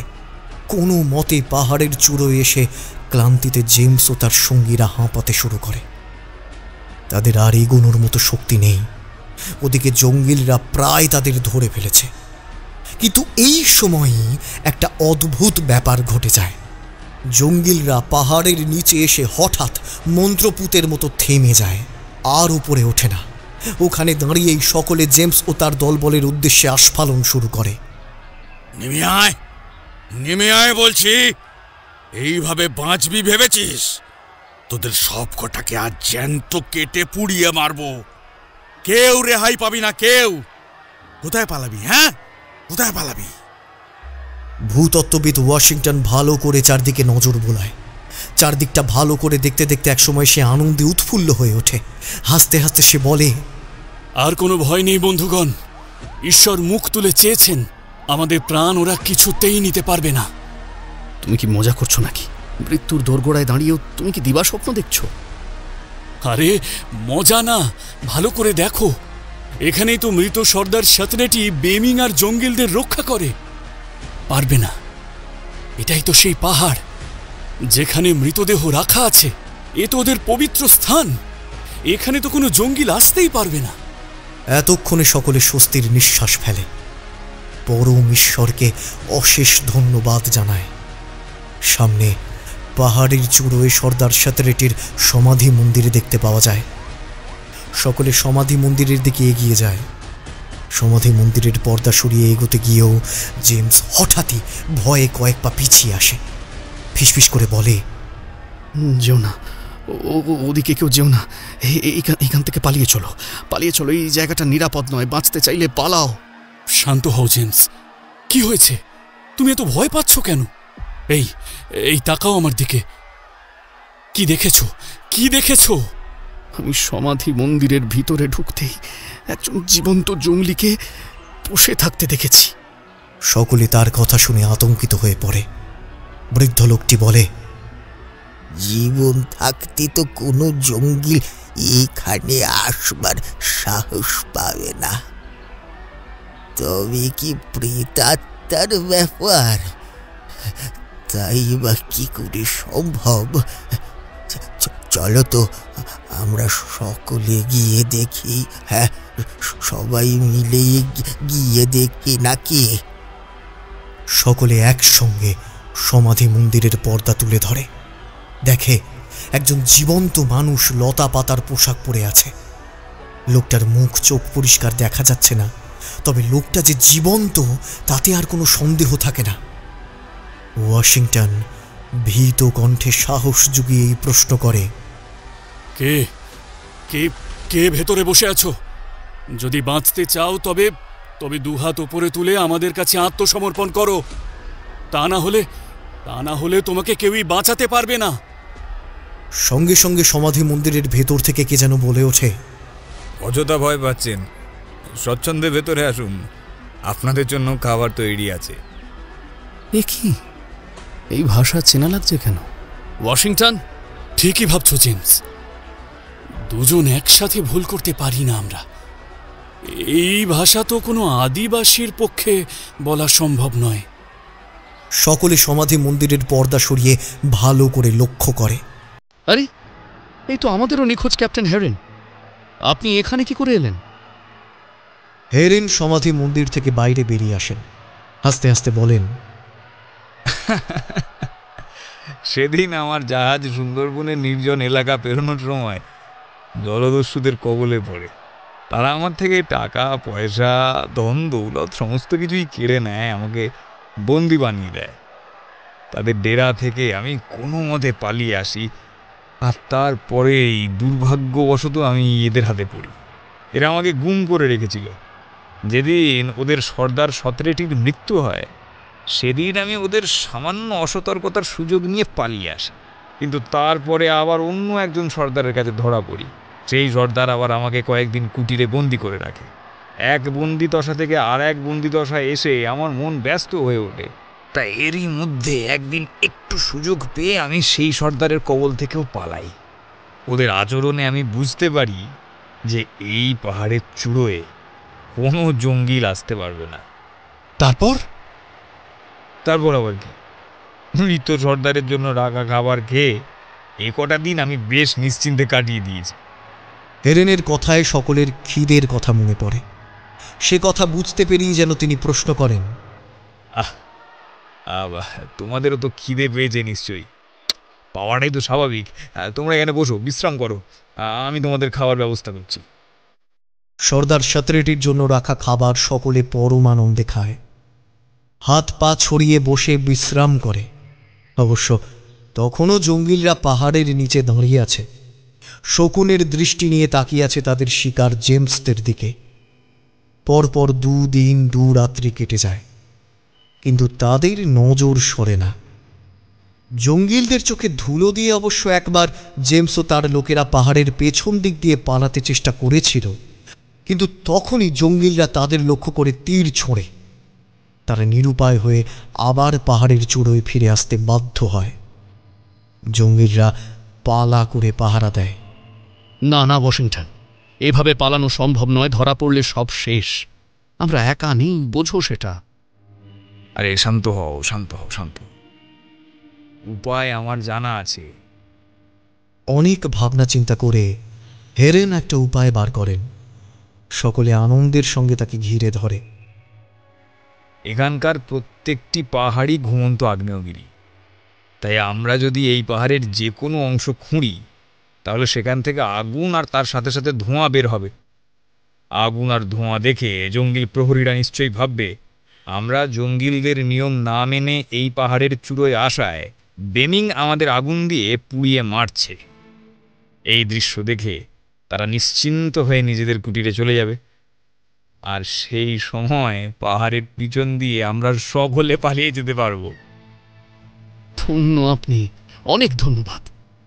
হেরেনের পরিকল্পনার সকলে প্রশংসা করে, তবে ওয়াশিংটন প্রশ্ন করে, পাহাড়ের আগুনে সত্যি আমাদের কোনো ক্ষতি হবে না তো?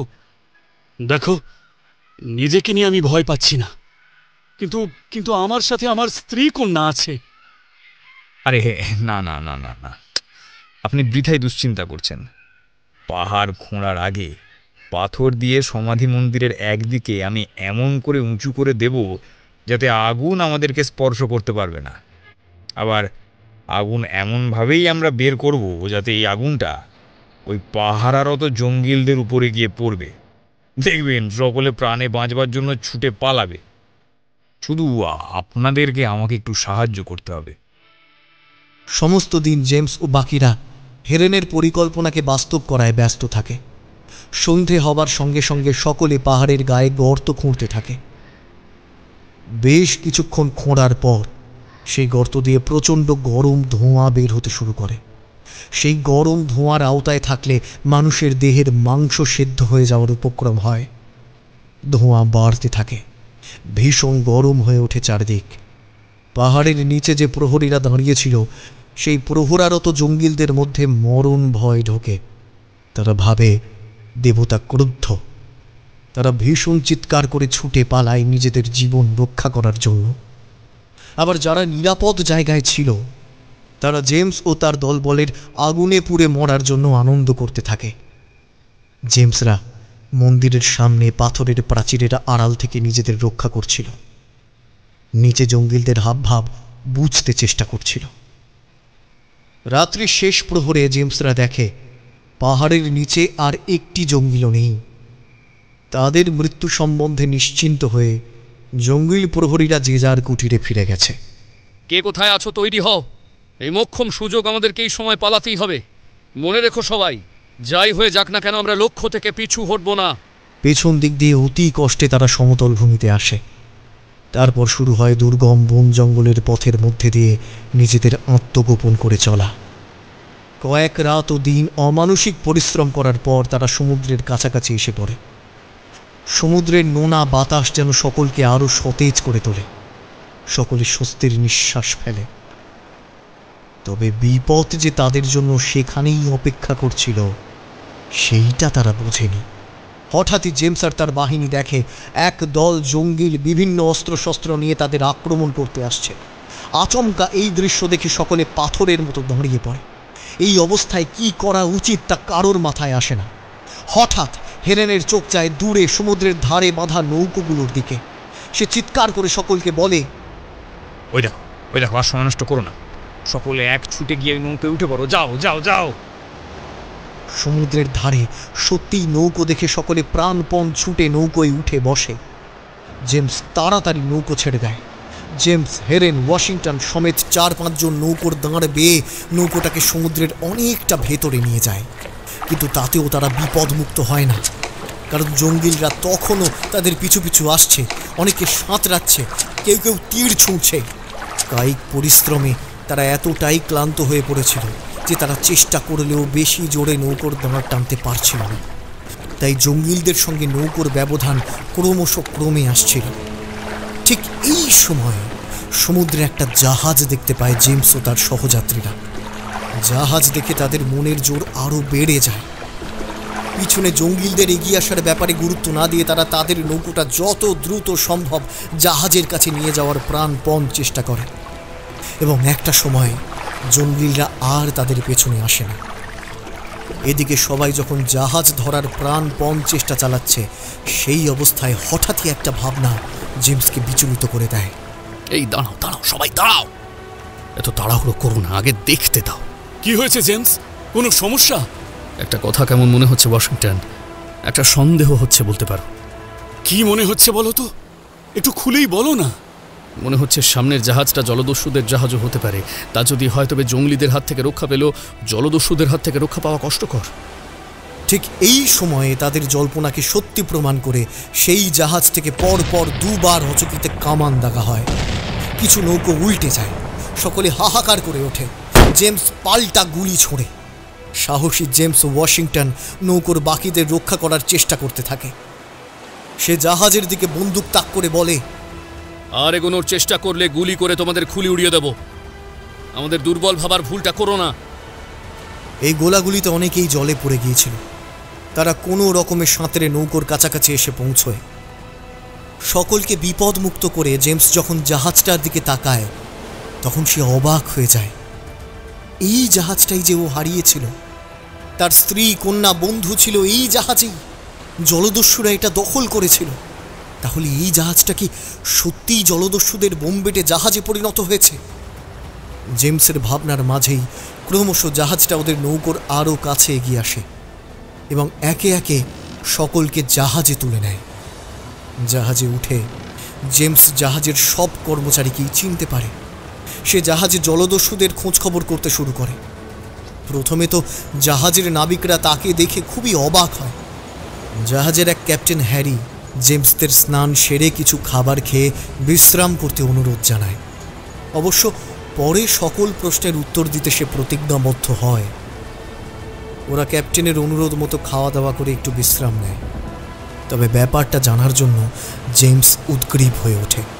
তাই সে ক্যাপ্টেনের কাছে যায়, জিজ্ঞাসা করে, কি হয়েছিল সেদিন হ্যারি? তুমি সেদিন জাহাজ উপকূলে নিয়ে যেতে পারোনি কেন? আর আমার বন্ধু অ্যালেন, আমার স্ত্রী, সন্তানেরা সবাই কোথায়? দয়া করে চুপ করে থেকো না, উত্তর দাও। ক্যাপ্টেন হ্যারি কোনো উত্তর না দিয়ে হাঁ করে তার মুখের দিকে তাকিয়ে আছে দেখে সে অবাক হয়। বিরক্ত হয়ে প্রশ্ন করে, কি হাঁ করে তাকিয়ে আছো? বলো ওরা কোথায়, আমাকে ওদের কাছে নিয়ে চলো। ক্যাপ্টেন হ্যারি এইবার মৌনতা ভাঙে। সে বলে, সেদিন আপনি আসছেন না দেখে মিসেস উইলিয়ামস ভীষণ ব্যস্ত হয়ে পড়েছিলেন। আমাকে বারবার অনুরোধ করছিলেন আমি যেন এগিয়ে গিয়ে আপনার খবর নিয়ে আসি। আমি এগোনোর চিন্তা করছিলাম, কিন্তু মনে একটা দ্বিধা ছিল যে ওদেরকে যদি আমি ওইভাবে একা ফেলে রেখে যাই তাহলে ওদের কোনো বিপদ হবে না তো। আর তখনই হঠাৎ কিছু লোক এসে আপনার একটা চিঠি দেখায়।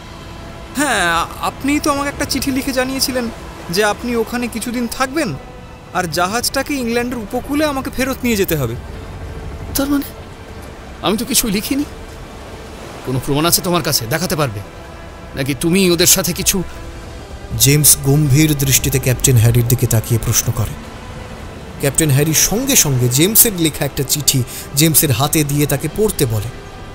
জেমস চিঠিটায় চোখ বোলায়, ভালো করে খুঁটিয়ে দেখে জিজ্ঞাসা করে, এই চিঠিটা কি শ্যামলাল নামে কোনো কুখ্যাত কয়েদি জলদস্যু সর্দার নিয়ে এসেছিল? না, চিঠিটা আমাকে দিয়েছিল ব্রিটেনিয়া জাহাজের কোয়ার্টার মাস্টার মিল্টন। সে কোথায়? আপাতত তাকে বন্দি করে রেখেছি। সে আমাদের জাহাজে উঠেছিল। জাহাজ ইংল্যান্ডের উপকূলে না গিয়ে নিউজিল্যান্ডের দিকে যাওয়ায় সে প্রথমে প্রতিবাদ করে। তারপর সে বাকি নাবিকদের বিদ্রোহ করতে উস্কানি দেয়। নাবিকরা তার অভিসন্ধি বুঝতে পেরে আমাকে জানিয়েছিল। সেই জন্য আমি তার চলাফেরার স্বাধীনতা কেড়ে নিয়েছি। কিন্তু কিন্তু কিন্তু আপনার স্ত্রী, সন্তান আর বন্ধুকে সে আগেই আমার অলক্ষ্যে গোপনে গুম করেছে। তারা কোথায় সে খবর আমি জানি না। জেমস মনে মনে আশ্বস্ত হয়েছিল, ভেবেছিল ক্যাপ্টেন হ্যারির বুদ্ধিমত্তার জোরে তার প্রিয়জনদের জীবন রক্ষা পেয়েছে, জাহাজটাও জলদস্যুদের হাতে পড়েনি। মনে মনে ক্যাপ্টেন হ্যারিকে সন্দেহ করার মতো ভুলের জন্য সে লজ্জিত হচ্ছিল। ভেবেছিল সবটা হয়তো এইবার ঠিক হয়ে যাবে, কিন্তু এটা কি হলো? না না না, এ হতে পারে না। ওই বন্দিকে নিয়ে এসো, সব জানে, যে করেই হোক ওর মুখ থেকে সত্যিটা বার করতেই হবে। তারপর জেমসের আদেশে হ্যারি কুখ্যাত বোমবেটে সর্দার মিল্টনকে বন্দিশালা থেকে নিয়ে আসে। জেমস তার দিকে তাকিয়ে অবাক হয়ে যায়। শ্যামলাল, তুমি? আমি জানতাম তুমি এসবের পিছনে থাকবে। তোমাকে চিনতে আমার আর বাকি নেই।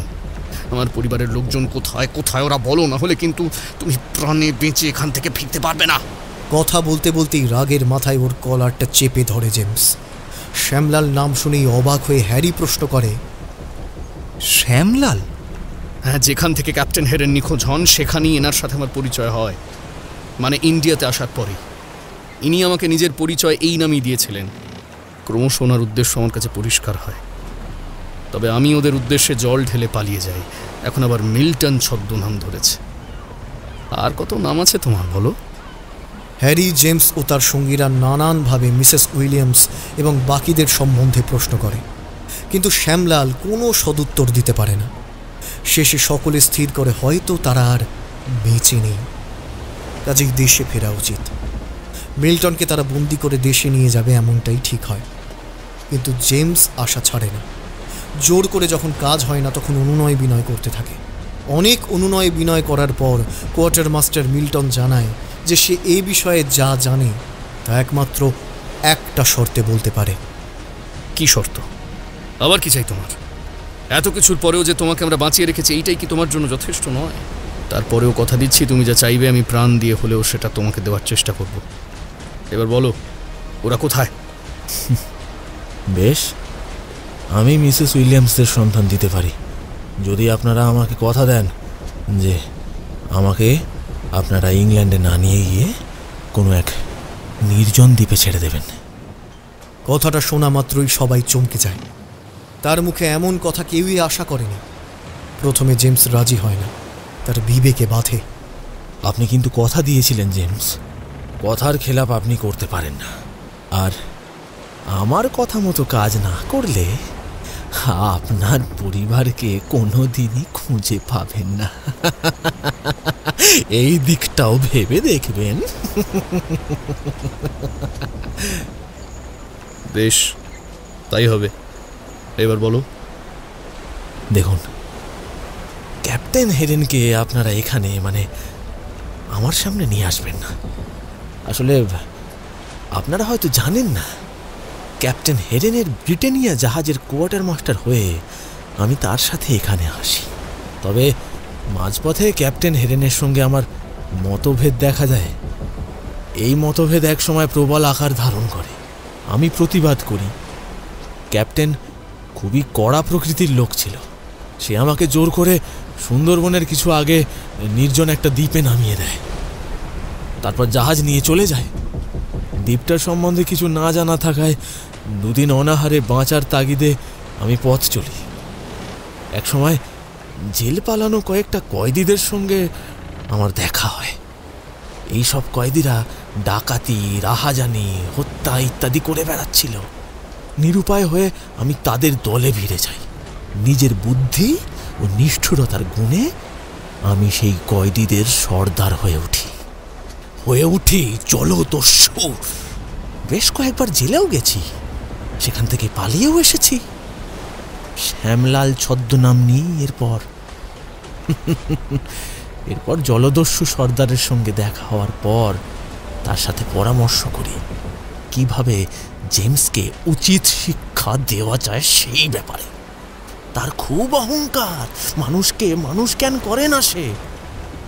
জেমসের জাহাজটাকে আত্মসাৎ করার চেষ্টায় ছিলাম, কেননা এরকম একটা জাহাজ পেলে আমি আমার দলবল নিয়ে সমুদ্রে অনায়াসে দস্যুগিরি করতে পারি, আর তাতে আমার দিনগুলো মহানন্দে কাটবে। কোনো অভাব থাকবে না আর তাই আমি তোমায় ক্যাপ্টেন হেরেনের জাহাজডুবির কথা বলে তোমায় বিপদগামী করতে চেষ্টা করেছিলাম। তবে তোমার স্ত্রী খুবই সাহসী। সে কোনোদিন আমার হাতে বন্দী হয়নি। সে তার সন্তানদের নিয়ে সেই মুহূর্তে জলে ঝাঁপ দিয়েছিল। তার খবর সত্যিই আমি জানি না। নিরাশ হয়েই ওয়াশিংটনের পরিকল্পনায় মিল্টনকে নির্জন পিটকেয়ার্ন দ্বীপে নামিয়ে দেয় জেমস। এই দ্বীপে কখনো কোনো জাহাজ আসে না। এই দ্বীপটি সভ্য সমাজ থেকে আলাদা। এই দ্বীপে রাত্রে আগুন দেখা যায়। দ্বীপটা বোধহয় আগ্নেয়গিরিতে ভর্তি। এখানেই আশা করি বাকি জীবনটা উনি ওনার প্রায়শ্চিত্ত করতে পারবেন। জাহাজে গিয়ে চলে। রাত্রে ঘুম না আসায় জাহাজের ডেকে দাঁড়িয়ে ওয়াশিংটন আর জেনিফা নিজেদের মতো সময় কাটাচ্ছিল। জেমস একাকী নিজের স্ত্রী ও সন্তানদের কথা ভাবছিল। বেশ কিছুক্ষণ পরে সমুদ্রের জল থেকে মানুষের কণ্ঠে একে যেন আর্তনাদ করতে শুরু করে। জেমসের এই কণ্ঠস্বর খুব চেনা। সে সঙ্গে সঙ্গে হন্তদন্ত হয়ে ছুটে বাইরে বেরোয়। কি হয়েছে? তুমি এত উদ্বিগ্ন কেন জেমস? ওই আওয়াজ শুনতে পাচ্ছ না? আর্তনাদের আওয়াজ। ওই আওয়াজও ও যে আমার স্ত্রীর কণ্ঠস্বর। কোথায়? আমরা তো একই। মুখের কথা মুখেই রয়ে যায় জেনিফার। কথা শেষ না করে চিৎকার করে ওঠে সে, কারণ ততক্ষণে অত্যধিক উত্তেজনায় জ্ঞান হারিয়ে ফেলেছে জেমস। সময় মতো ওয়াশিংটন তাকে ধরে না ফেললে সে হয়তো দেহে আঘাত পেত। জাহাজের প্রত্যেকে জেনিফার চিৎকারে ডেকে এসে জড়ো হয়। জাহাজের চারপাশের সমুদ্রের জলে আলো ফেলে কাউকে দেখতে পাওয়া যায় না।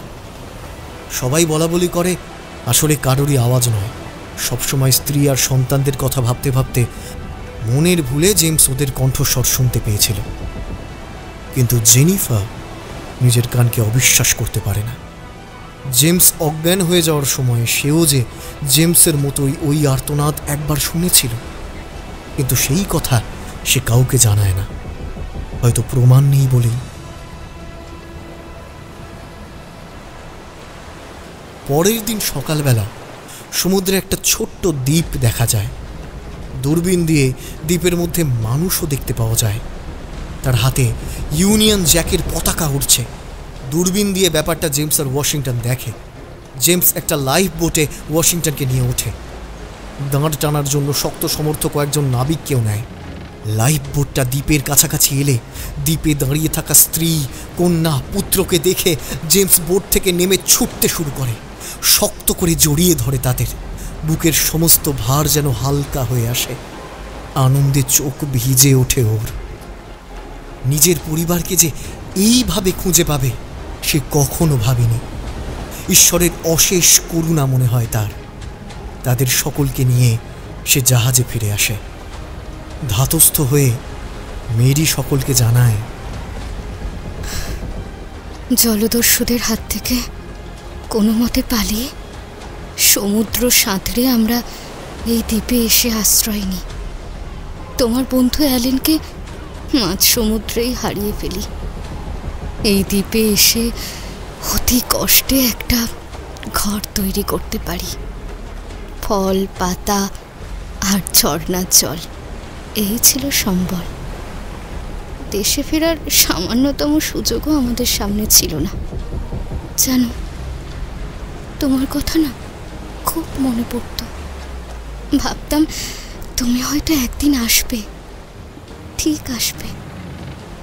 ওদিকে দিন কাটতে লাগলো, কেউ আর আমাদের উদ্ধারে এলো না।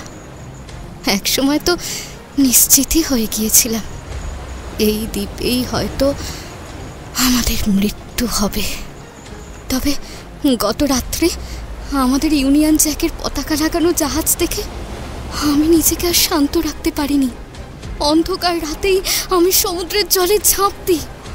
অতি কষ্টে সাঁতার কেটে জাহাজের খানিক কাছে আসি, বাঁচাবার জন্য আর্তনাদ করি। কিন্তু ভীষণ স্রোত আর সমুদ্রের ঠান্ডা জল বেশিক্ষণ আমাকে জাহাজের কাছে থাকতে দেয়নি। প্রায় অর্ধমৃত অবস্থায় দ্বীপে ফিরে যাই। সমস্ত রাত না ঘুমিয়ে কাটাই। যদি জাহাজটা ফিরে যায় তার গন্তব্যস্থলের দিকে। সকাল হওয়ার সঙ্গে সঙ্গে হাতে ইউনিয়ন জ্যাক নিয়ে জাহাজের উদ্দেশ্যে মেলে ধরি। সমুদ্রের হাওয়ায় পতাকাটা বেশ উঠতে থাকে। আর তারপরের ঘটনা তো তোমাদের জানাই। জেমস খুশিতে পাগল হয়ে মেরিকে জড়িয়ে ধরে, চুমু খায়।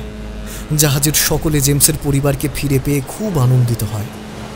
ভারতীয় সীমানা পেরিয়ে জাহাজ অজানাকে পাড়ি দিয়ে চলতে শুরু করে ইংল্যান্ডের দিকে। এরপর সময় পেরিয়েছে। একসময় বিপ্লবের আগুনে ভারতে ইংরেজ সাম্রাজ্য ছারখার হয়ে গেছে। পরাধীনতার শৃঙ্খল ভেঙে স্বাধীন ভারত গড়ে উঠেছে। কিন্তু আজও আসমুদ্র হিমাচল এই ভারতবর্ষকে কেউ পুরোপুরি জেনে উঠতে পারেনি। সত্যি কি বিচিত্র এই ভারতবর্ষ! অসংখ্য অজানা রহস্য আর গোলক ধাঁধার নিপুণ সুতোয় যেন ঈশ্বর যত্ন করে বুনেছে একে। যারা এই দেশের ভালো চায়, ভারত যেমন তাদের রক্ষা করে, ঠিক তেমনি যে বিদেশিরা এই দেশকে নিজেদের হস্তগত করতে চেয়েছে, ভারতের দয়ার ভাণ্ডার থেকে তারাও বঞ্চিত হয়নি। এখানে এলে সব হারানো সম্পদ ফিরে পাওয়া যায়। আসলে আমাদের দেশ কিছু নিতে নয়, দিতে শিখেছে সব সময়, আর এটাই সার সত্য।